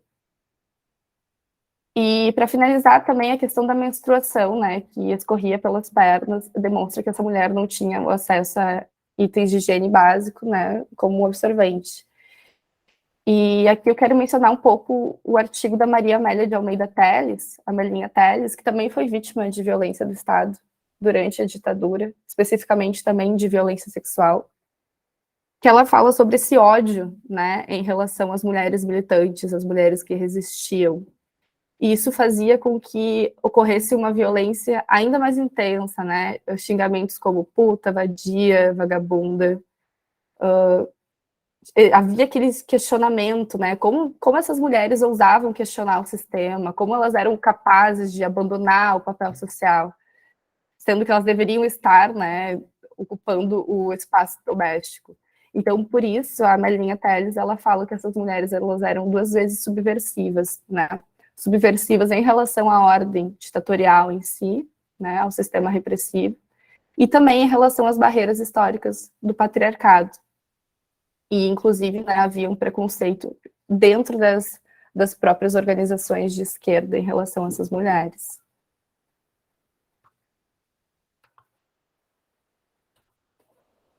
Bom, em ambas as cenas apresentadas, a violência ela vai se construir de uma forma específica, né? Porque ela é direcionada ao corpo da mulher, a um corpo com útero. Então, essas violências elas se especificam na maternidade e na sexualidade. E isso vai gerar, então, a questão dos abortos forçados, das mutilações e também dos estupros. É claro que a tortura ela foi usada contra homens e mulheres, né? Aqui a questão não é fazer uma comparação entre as violências, né? Inclusive, os homens também foram vítimas de violências sexuais durante as torturas da ditadura, né? A questão é que, em relação aos corpos, né, aos corpos com útero em geral, a violência sexual ela já é comum, ela já é normalizada fora dos regimes ditatoriais. Então, acabava sendo muito comum, né, essa associação entre a tortura política e o crime sexual em contextos de repressão, tendo, então, a violência sexual utilizada como um instrumento de poder e como um instrumento de dominação sobre esses corpos. E aqui eu trouxe, então, a definição de violência sexual a partir do relatório final da Comissão da Verdade, né, que dedicou um capítulo inteiro para a questão de gênero. E eu marquei em negrito os trechos que aparecem em Um Corpo Interminável, né, que são os golpes no estômago para provocar o aborto ou para afetar a capacidade reprodutiva, a violência sexual em si, né, a menção à introdução de animais, os choques elétricos, os maus tratos, os xingamentos de cunho sexual e a negação a artigos de higiene, principalmente no período menstrual. Então, a gente tem a violência sexual como um atentado à integridade e à dignidade dessas mulheres. E também, além disso, a violência sexual traz para muitas vítimas um sentimento de responsabilidade, né? Como se a culpa fosse delas. Então, além de todo o sofrimento, elas precisam lidar com um sentimento de vergonha. E o que leva muito a violência para o âmbito privado, né, em razão dessa culpabilização da vítima, que não à toa é um fenômeno que permanece até hoje. Bom, para pensar a violência estatal contra as mulheres no plano dos direitos humanos, eu acho interessante trazer, né, os avanços em matéria de direitos da mulher no plano internacional, especialmente a partir dos anos 90, né, depois da ditadura. Aqui eu trouxe os principais marcos, e eu já poderia dar a questão encerrada por aqui, né? Já que à primeira vista, positivar os direitos em tratados internacionais, que depois foram internalizados para o Brasil, já deveriam sanar a questão, né? Mas é justamente aqui que eu quero puxar a teoria crítica dos direitos humanos, proposta pelo Herrera Flores. O Herrera Flores, ele fala que não basta que os direitos humanos sejam positivados para que sejam, de fato, observados e garantidos. porque os direitos humanos são provisórios, eles precisam estar em constante busca. E justamente porque são resultados de lutas sociais pela dignidade e do que ele vai chamar de processos culturais. Então, esses direitos humanos a que o Herrera Flores se direciona não se confundem, né, com o direito simplesmente previsto nos tratados e na Constituição. Segundo ele, os direitos humanos eles têm que estar alinhados, né, à questão das lutas sociais e a complexidade do contexto a que se referem, devendo ser vistos, então, a partir de uma perspectiva política. Porque quando um fenômeno ele é reconhecido no mundo do direito, tem a tendência que se pare de olhar para o contexto desse reconhecimento, né? E a discussão, ela começa a se restringir só ao direito enquanto objeto de análises formais, né? Isso faz com que o direito em si, garantido, ele passe a ocupar um campo de abstração, né? Sem levar em conta se esses direitos de fato estão sendo exercidos ou não. Então, o Herrera Flores, ele fala da importância da arte para fugir dessas limitações colocadas pelo próprio mundo jurídico. E em Um Corpo Interminável, a gente tem, né, histórias de mulheres vítimas de violências cometidas pelos militares durante a ditadura, e que nos faz pensar sobre uma violência que ainda assombra a nossa história, né, e que encontra semelhanças com as violências perpetradas até hoje contra os corpos e a dignidade das mulheres. Então, é importante que a tratativa dos direitos humanos consiga se direcionar para essa situação de forma mais significativa e mais complexa, que leve em conta as especificidades. Seguindo aqui, esse aqui eu vou pular, porque acho que não vai dar tempo. Você tem 5 minutos, tá, Flávia? Tá, então vou usar para fazer um fechamento aqui. Eu só vou mencionar rapidinho, então, se eu tenho 5 minutos. A questão da Casa da Morte, né, que aparece na narrativa de O Corpo Interminável, Casa da Morte em Petrópolis, que é o local onde a Melina, na infância, ela passava em frente para passar as férias em Petrópolis com os pais. Posteriormente, ela vai descobrir que é o local onde o pai da Melina fotografava pessoas mortas depois de horas de tortura, né, o lugar onde ninguém saía vivo. E ainda posteriormente, o Daniel e a Melina vão descobrir que a mãe do Daniel, a Júlia, provavelmente foi torturada nessa casa também. Eu falo da Casa da Morte em relação à violência sexual contra as mulheres, porque foi justamente nessa casa que a Inês Etienne Romeu, a dirigente da Vanguarda Popular Revolucionária, foi vítima de torturas e inúmeras violências sexuais por militares.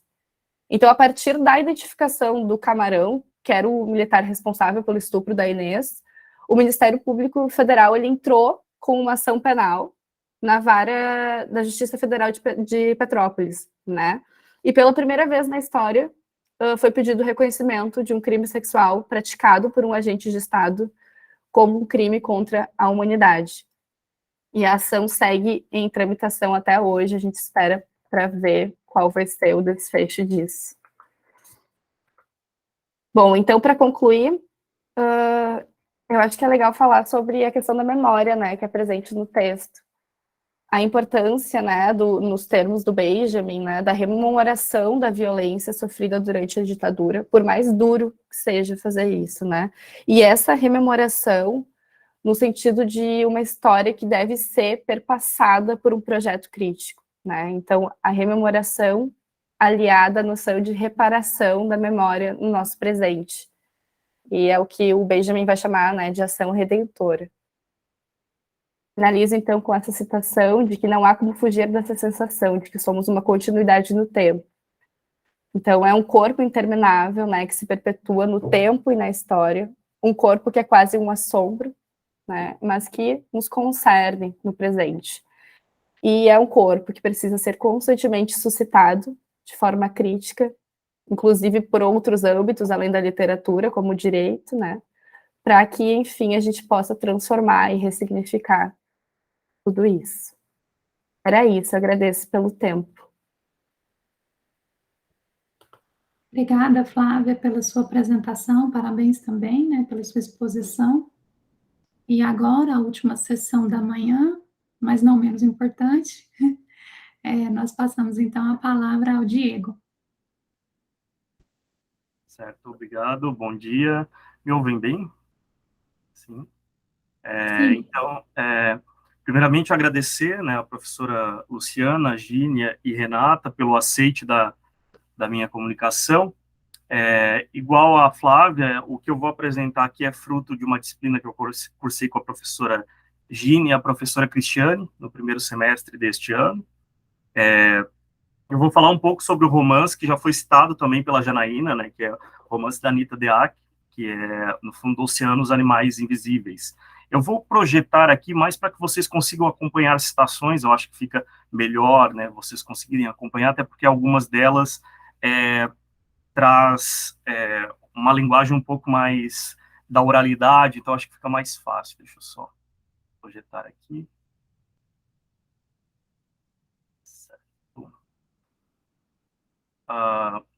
Então, eu fiz essa projeção bastante simples, mas para que vocês consigam acompanhar mesmo, né? Como eu disse, vou falar um pouquinho sobre esse romance. A tentativa aqui é fazer uma leitura, né, do romance da DA, que é um romance de 2020, publicado em 2020, como a Janaína já disse. Mas vale destacar que a autora, ela nasce em 1983, ou seja, ela não viveu o período ditatorial. Então, a narrativa é uma narrativa ficcional, mas é fruto de um longo estudo que ela fez.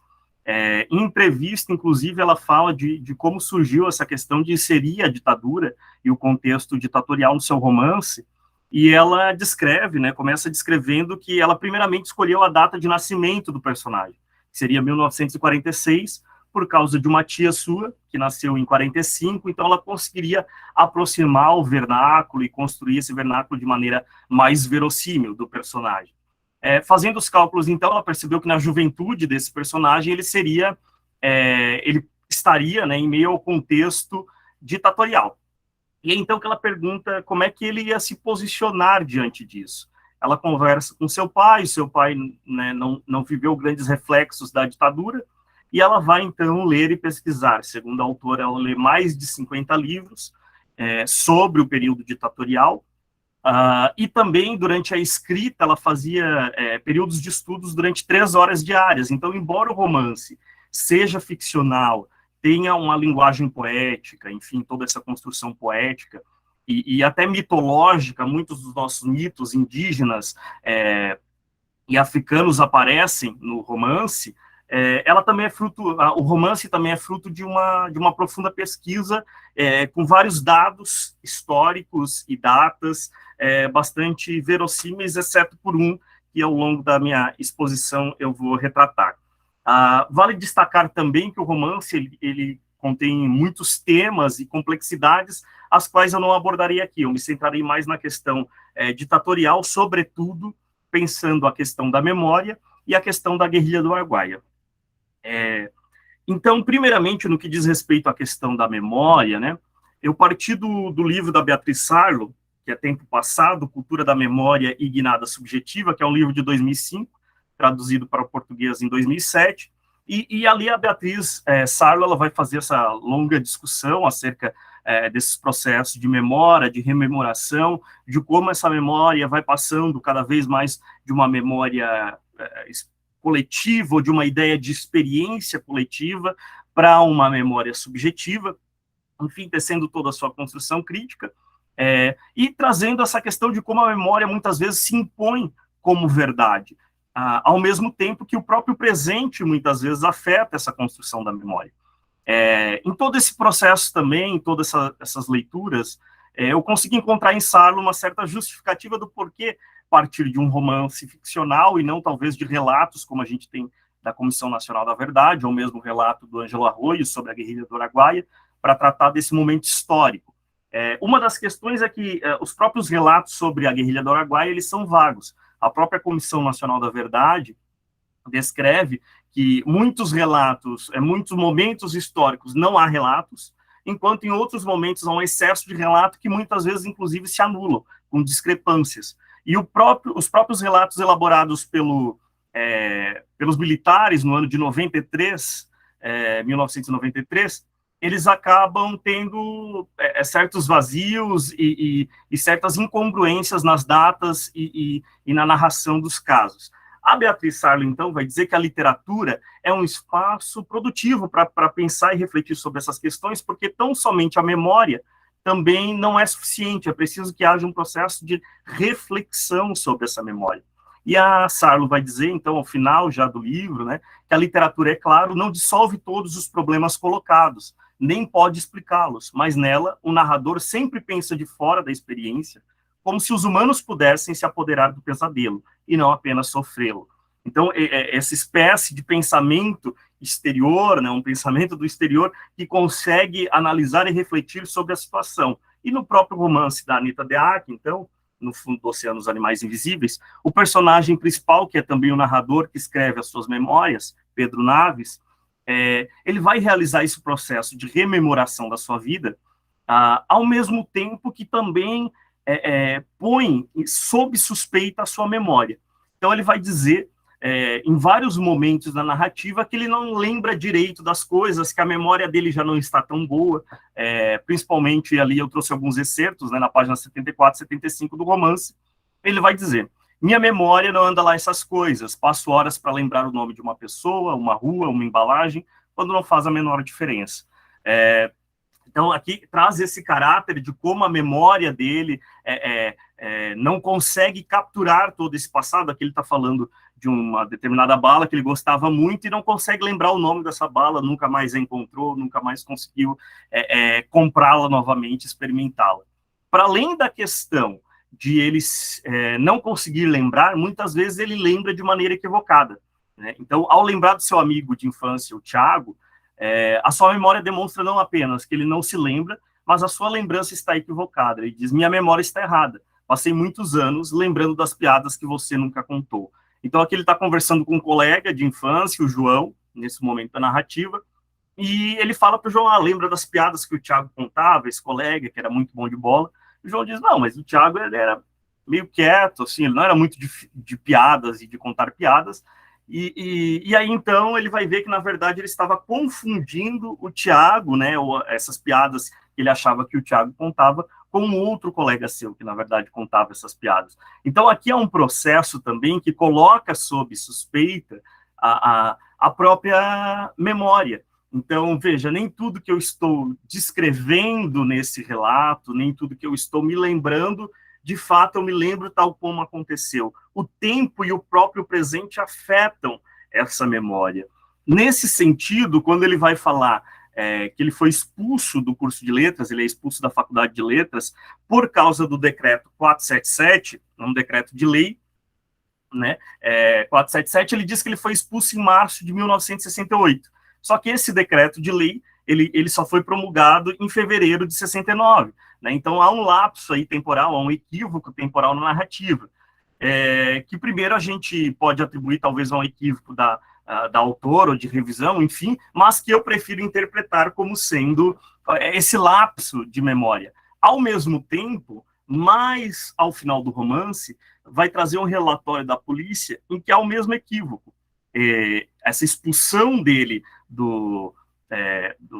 da escola, da faculdade, é tratada também lá no relato policial como acontecendo em março de 1968, por conta do decreto de lei 477. Né? Então, aqui a gente pode interpretar como uma dupla crítica, tanto da memória, ou seja, os processos de memória nem sempre são absolutamente confiáveis, mas também os documentos oficiais não são absolutamente confiáveis, também são adulteráveis. Né? E a própria Comissão Nacional da Verdade, em muito, demonstra isso. Então, o romance consegue atuar criticamente, tanto sobre documentos oficiais, quanto sobre o próprio processo de rememoração realizado pelo personagem. É interessante também nessa questão da memória, como determinados elementos tão importantes e tão marcantes aparecem muitas vezes sublinhados de maneira bastante superficial. Então, em um determinado parágrafo, né, que ele está falando de quando ele estava em meio à mata, no Araguaia, ao final desse parágrafo, assim, do nada surge essa frase que ele diz: é provável que arranquem minha cabeça como fizeram com Flávio.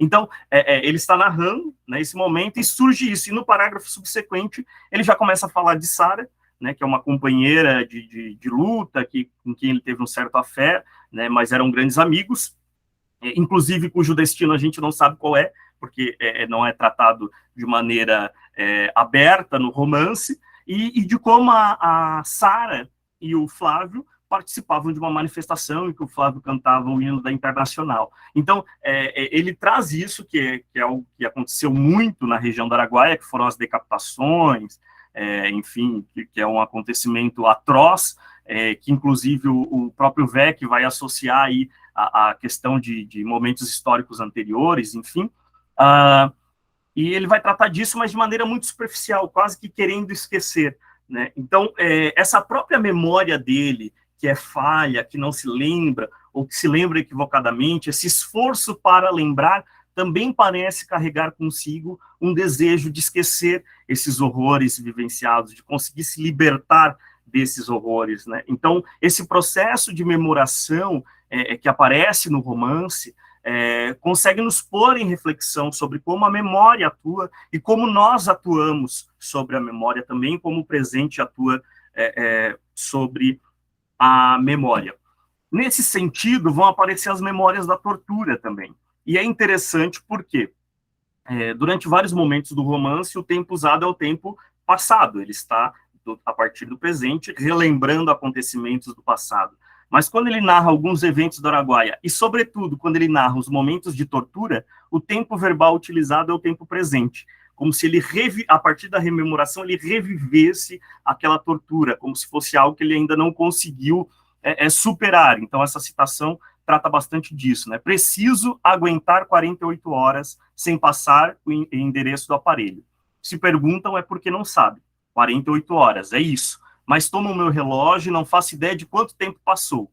Há um relógio na parede. De acordo com ele, só passaram 5 minutos. Não pode ser. Mergulham a minha cabeça na tina d'água novamente. Dessa vez, não é o caranguejo que está no fundo, mas uma galinha de que gostava muito na infância, a Zaqueia. Ela me fala o endereço do aparelho. Minhas mãos estão amarradas atrás das costas. Não posso tapar os ouvidos. Não quero ouvir. Cala a boca, Zaqueia. Numa trave suspensa no ar, meu sangue escorre do supercílio em velocidade lenta. Estou de ponta cabeça, pés e mãos amarrados. Zaqueia era assim, que dependurávamos vocês nos dias de festas, de ponta cabeça num varal. Então, nesse momento, além do tempo presente, como se ele revivesse essa tortura, tem um outro fenômeno também, que em vários momentos, quando ele se lembra da tortura, ao mesmo tempo que ele está relembrando a tortura, parece que ele tenta refugiar-se na infância também, que é o que acontece aqui, é o que acontece em alguns outros momentos. Aqui ele está no pau de arara, né, sendo torturado, e ele relembra, então, da galinha que havia na fazenda de seu pai, a Zaqueia. Ele dava nome às galinhas, ele conta isso, né, as galinhas de que ele mais gostava, ele dava nomes e tinha afeição por algumas delas, e muitas delas eram mortas, né, para consumo da família, e ficavam penduradas, então, essas galinhas. E no momento em que ele está ali naquela situação, ele relembra dessa infância, ele relembra dessa galinha Zaqueia, de quem ele gostava tanto. Ao mesmo tempo, também aqui é um duplo processo, porque ele dava nome às galinhas, quase que como humanizando-as, ao mesmo tempo que ele se encontra ali, nesse momento, num estado totalmente desumanizado. Nesse mesmo excerto, mais à frente, ele vai dizer de quantas partes do corpo ainda preciso para ser eu mesmo, porque, né, ele é agredido nas pernas, nos braços, toma choques, e ele pergunta, Zaqueia, de quantas partes do corpo eu ainda preciso para ser eu mesmo? Então, durante vários momentos, essa memória que remete à tortura, né, ela é quase como que revivida a partir do tempo verbal que se expressa pelo tempo presente, e também ela é associada a essas imagens da infância, então, atuando, né, de maneira retrospectiva, quase que como tentando fugir dessa tortura, e ao mesmo tempo também tentando dotar de algum significado essa tortura, porque quando em um outro momento ele vai narrar um processo de tortura em que ele também está sendo afogado, colocado em uma tina de água, ele relembra de seu pai, que dizia para que ele não chorasse, e ele dizia, então, que ele mergulhava na água e pensava, né, aqui debaixo da água, ele não vai conseguir me ver chorar. E durante a tortura, então, como ele não podia chorar, esboçar né? Essa dor é quando ele afundava a cabeça debaixo da água, que ele se permitia chorar, se permitia expressar essa dor toda que estava sentindo e que não queria enunciar ali. Diante disso, então, o Araguaia, no romance também, ele vai aparecer como signo, não simplesmente desse fato isolado, mas de um processo histórico, como aqui já se falou, né, por outros colegas, de um processo histórico que parece que se repete, né, no nosso Brasil. Então, o Araguaia não é um acontecimento isolado, talvez seja a expressão máxima de uma lógica reiterada, pois não ocorreu por acaso, mas, como destaca Roberto Weck, é fruto de uma deliberada racionalidade. Ele é um index, um índice de todo um passado aberto que necessita ser revisitado, não de modo anacrônico, porém sem se deixar conduzir pelo discurso dos vencedores. Ou seja, o Araguaia, o Weck, a própria Eurídice Figueiredo também vão trazer, né, esse elemento de como ele se relaciona a outros momentos históricos que vivemos e, sobretudo, de como ele foi apagado, tanto no momento do seu acontecimento, e podemos pensar até mesmo hoje, né? Eu, por exemplo, fui conhecer mais sobre a guerrilha do Araguaia com a disciplina da professora Gine e da professora Cristiane, né? Eu tinha ouvido falar, en passant, mas não fazia a menor ideia do que de fato significava, né? Não sou, né, tão jovem, nasci em 91, 31 anos, então, mas não tinha conhecimento desse fato histórico, e a partir desse romance, do relato de Ângelo Arroio, que eu vou me aprofundando e querendo descobrir um pouco mais, né, desse passado tão recente, que parece que ainda permanece, né, paira sobre nós, sobretudo permanece aberto com os corpos desaparecidos. É interessante também que o rio Araguaia, durante o romance, ele é chamado de Berocã, pelo personagem narrador, né? Ele diz: eu estava diante do povo do rio, do grande rio. Meu avô o chamava de Berocã, nome antigo dado pelos Carajá, mas suas águas tinham muitos nomes, porque Berocã nunca foi um só. Esse grande rio relatado por Pedro Naves, apesar da grafia diferente, se trata do Berocã, Rio Grande, Rio Araguaia, em língua Carajá. Neste ano também, no Simpósio de Estudos Linguísticos e Literários, que versou sobre os 50 anos da guerrilha do Araguaia, a professora Eurídice Figueiredo também destacou algo que eu não havia, ao menos, percebido, né? É como o Berocã também atua como um acrônimo, né? Enfim, de Oceano BR, né? O oceano do título do romance e BR de Brasil. Então, ela traz essa reflexão também. Então, o romance, em determinado momento, vai se deslocar para o Berocã, para o rio Araguaia, e vai se passar nessa região. Então, ele vai narrar, além das torturas e tudo mais, o que aconteceu muitas vezes com os próprios camponeses, moradores dessa região. Em determinado momento da narrativa, ele descreve as casas queimadas pela polícia nos povoados, casas de gente simples, comuns. Queimem e nem se terá notícia disso. As gentes levadas a um buraco sem cobertura, sem comida ou bebida dias a fio. Fale, onde estão os subversivos? Moço, que é subversivo? Os choques, afogamento nos rios, um corpo amarrado a uma árvore, um corpo que só plantava e coberto de açúcar, as formigas de fogo lhe sobem e o fazem confessar. Ele confessa ou não confessa? Esse corpo que vive e não vive, esse corpo muitos. Em 1972, tudo isso. Então, aqui ele trata de como essa população, que muitas vezes não tinha nem um conhecimento certo do que lhe acontecia, do que estava acontecendo na região, né, sofreu também os impactos desse período. E como também houve essa tentativa de apagamento, né, desse período histórico, né, queima-se tudo e ninguém vai se lembrar de nada. E, sobretudo, essa frase, né, desse primeiro parágrafo, final desse primeiro parágrafo, quando perguntam, né, os policiais militares perguntam, né, fale onde estão os subversivos. E aí o camponês pergunta, moço, o que é subversivo? Né? Não tinham nem o conhecimento do que se tratava ali. Além disso... Oi? 4 minutos, tá? Certo, já estou encaminhando para o final. Além disso, durante todo o romance também, ele vai trazer a figura do seu avô e as histórias do seu avô também em torno do rio Araguaia, né? E é citado ali uma figura histórica bastante conhecida, que é o Bartolomeu Bueno, conhecido mais como Bandeirante Anhanguera, né? Um nome talvez que não soe familiar até hoje, enfim, e de como essa história foi apagada, enfim. E essa associação entre aquilo que aconteceu, né, durante o período ditatorial e essa história do período colonial do apagamento dos indígenas. No romance também, o personagem, ao questionar seu pai, antes de 1500 vivia alguém aqui? O pai dele responde, não vivia ninguém aqui, só os índios, né? Então os índios não são ninguém. Esse apagamento dos povos originários, esse modo de apagamento da história que é reiterado, que não aconteceu só durante o Araguaia, mas durante toda essa construção da história do Brasil, como já se falou aqui, a história, né, sobretudo construída e calcada, né, a partir de homens, enfim. Então, nesse sentido, né, também, quando começam as manifestações políticas, o próprio pai, Altamir Naves, que era o pai do Pedro Naves, ele fica revoltado quando se fala em reforma agrária e fala em se apoderar das suas terras, né? Então, Altamir Naves continuava amaldiçoando quem falasse em reforma agrária. Estou limpando as armas, se isso acontecer, defenderemos nossa terra. Você volta e vamos mostrar a esses vagabundos que não é assim. Para Altamir, a ordem é importante, se não houver ordem, não há respeito, e sem respeito não há dignidade.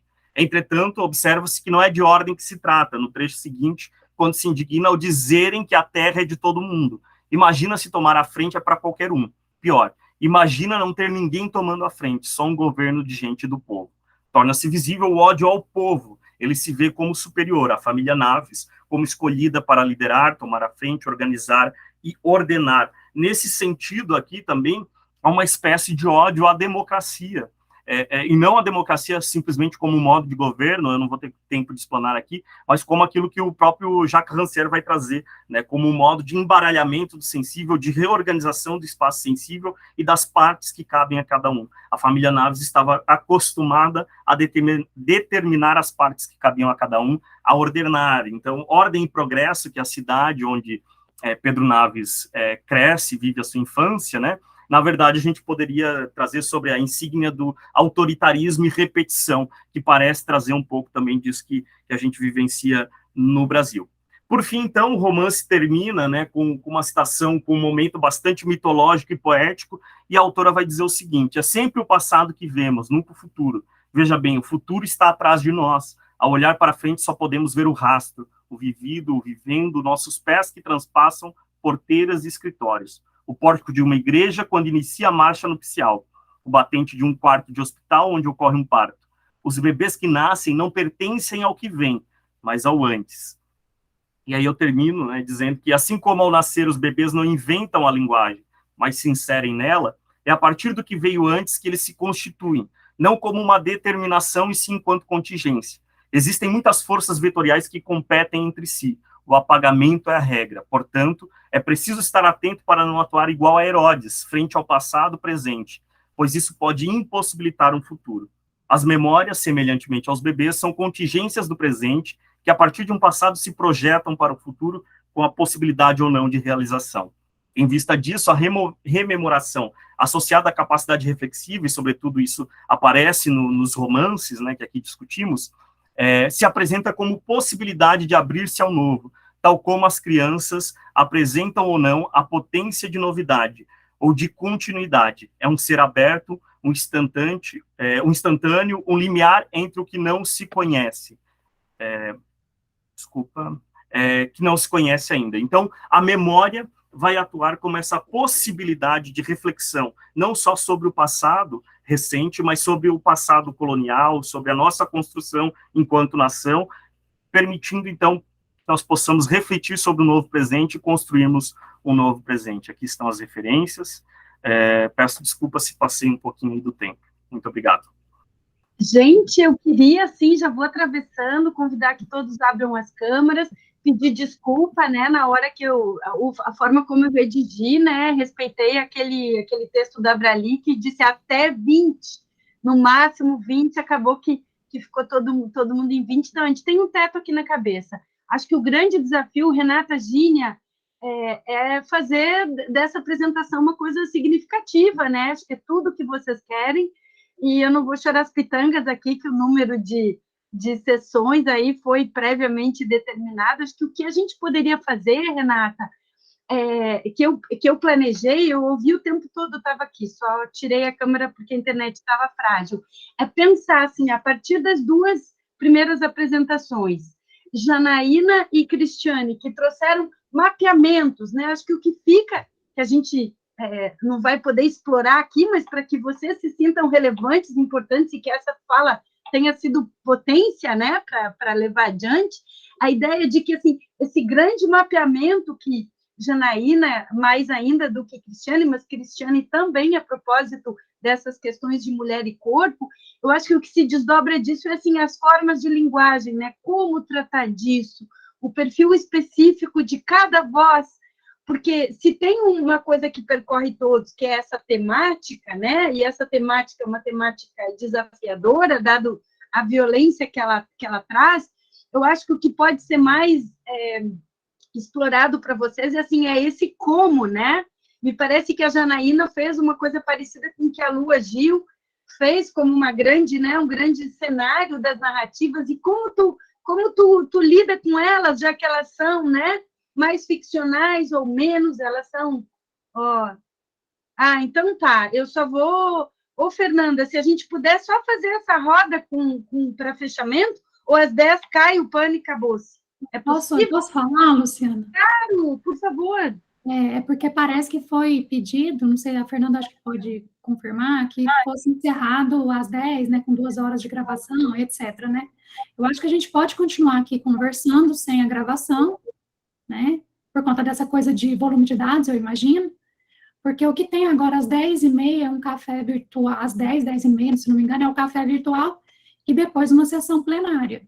Eu não sei se o pessoal aqui tem interesse em participar do café virtual, da sessão plenária, mas eu acredito que nós podemos nos dispor a continuar aqui conversando sobre os trabalhos. O que vocês acham? Renata, porque, inclusive, se é até 10h30, eu não digo que a gente vá até 10h30, mas eu estava muito angustiada, né, que a gente desse retorno, e por isso que eu já fui blá, blá, blá, blá.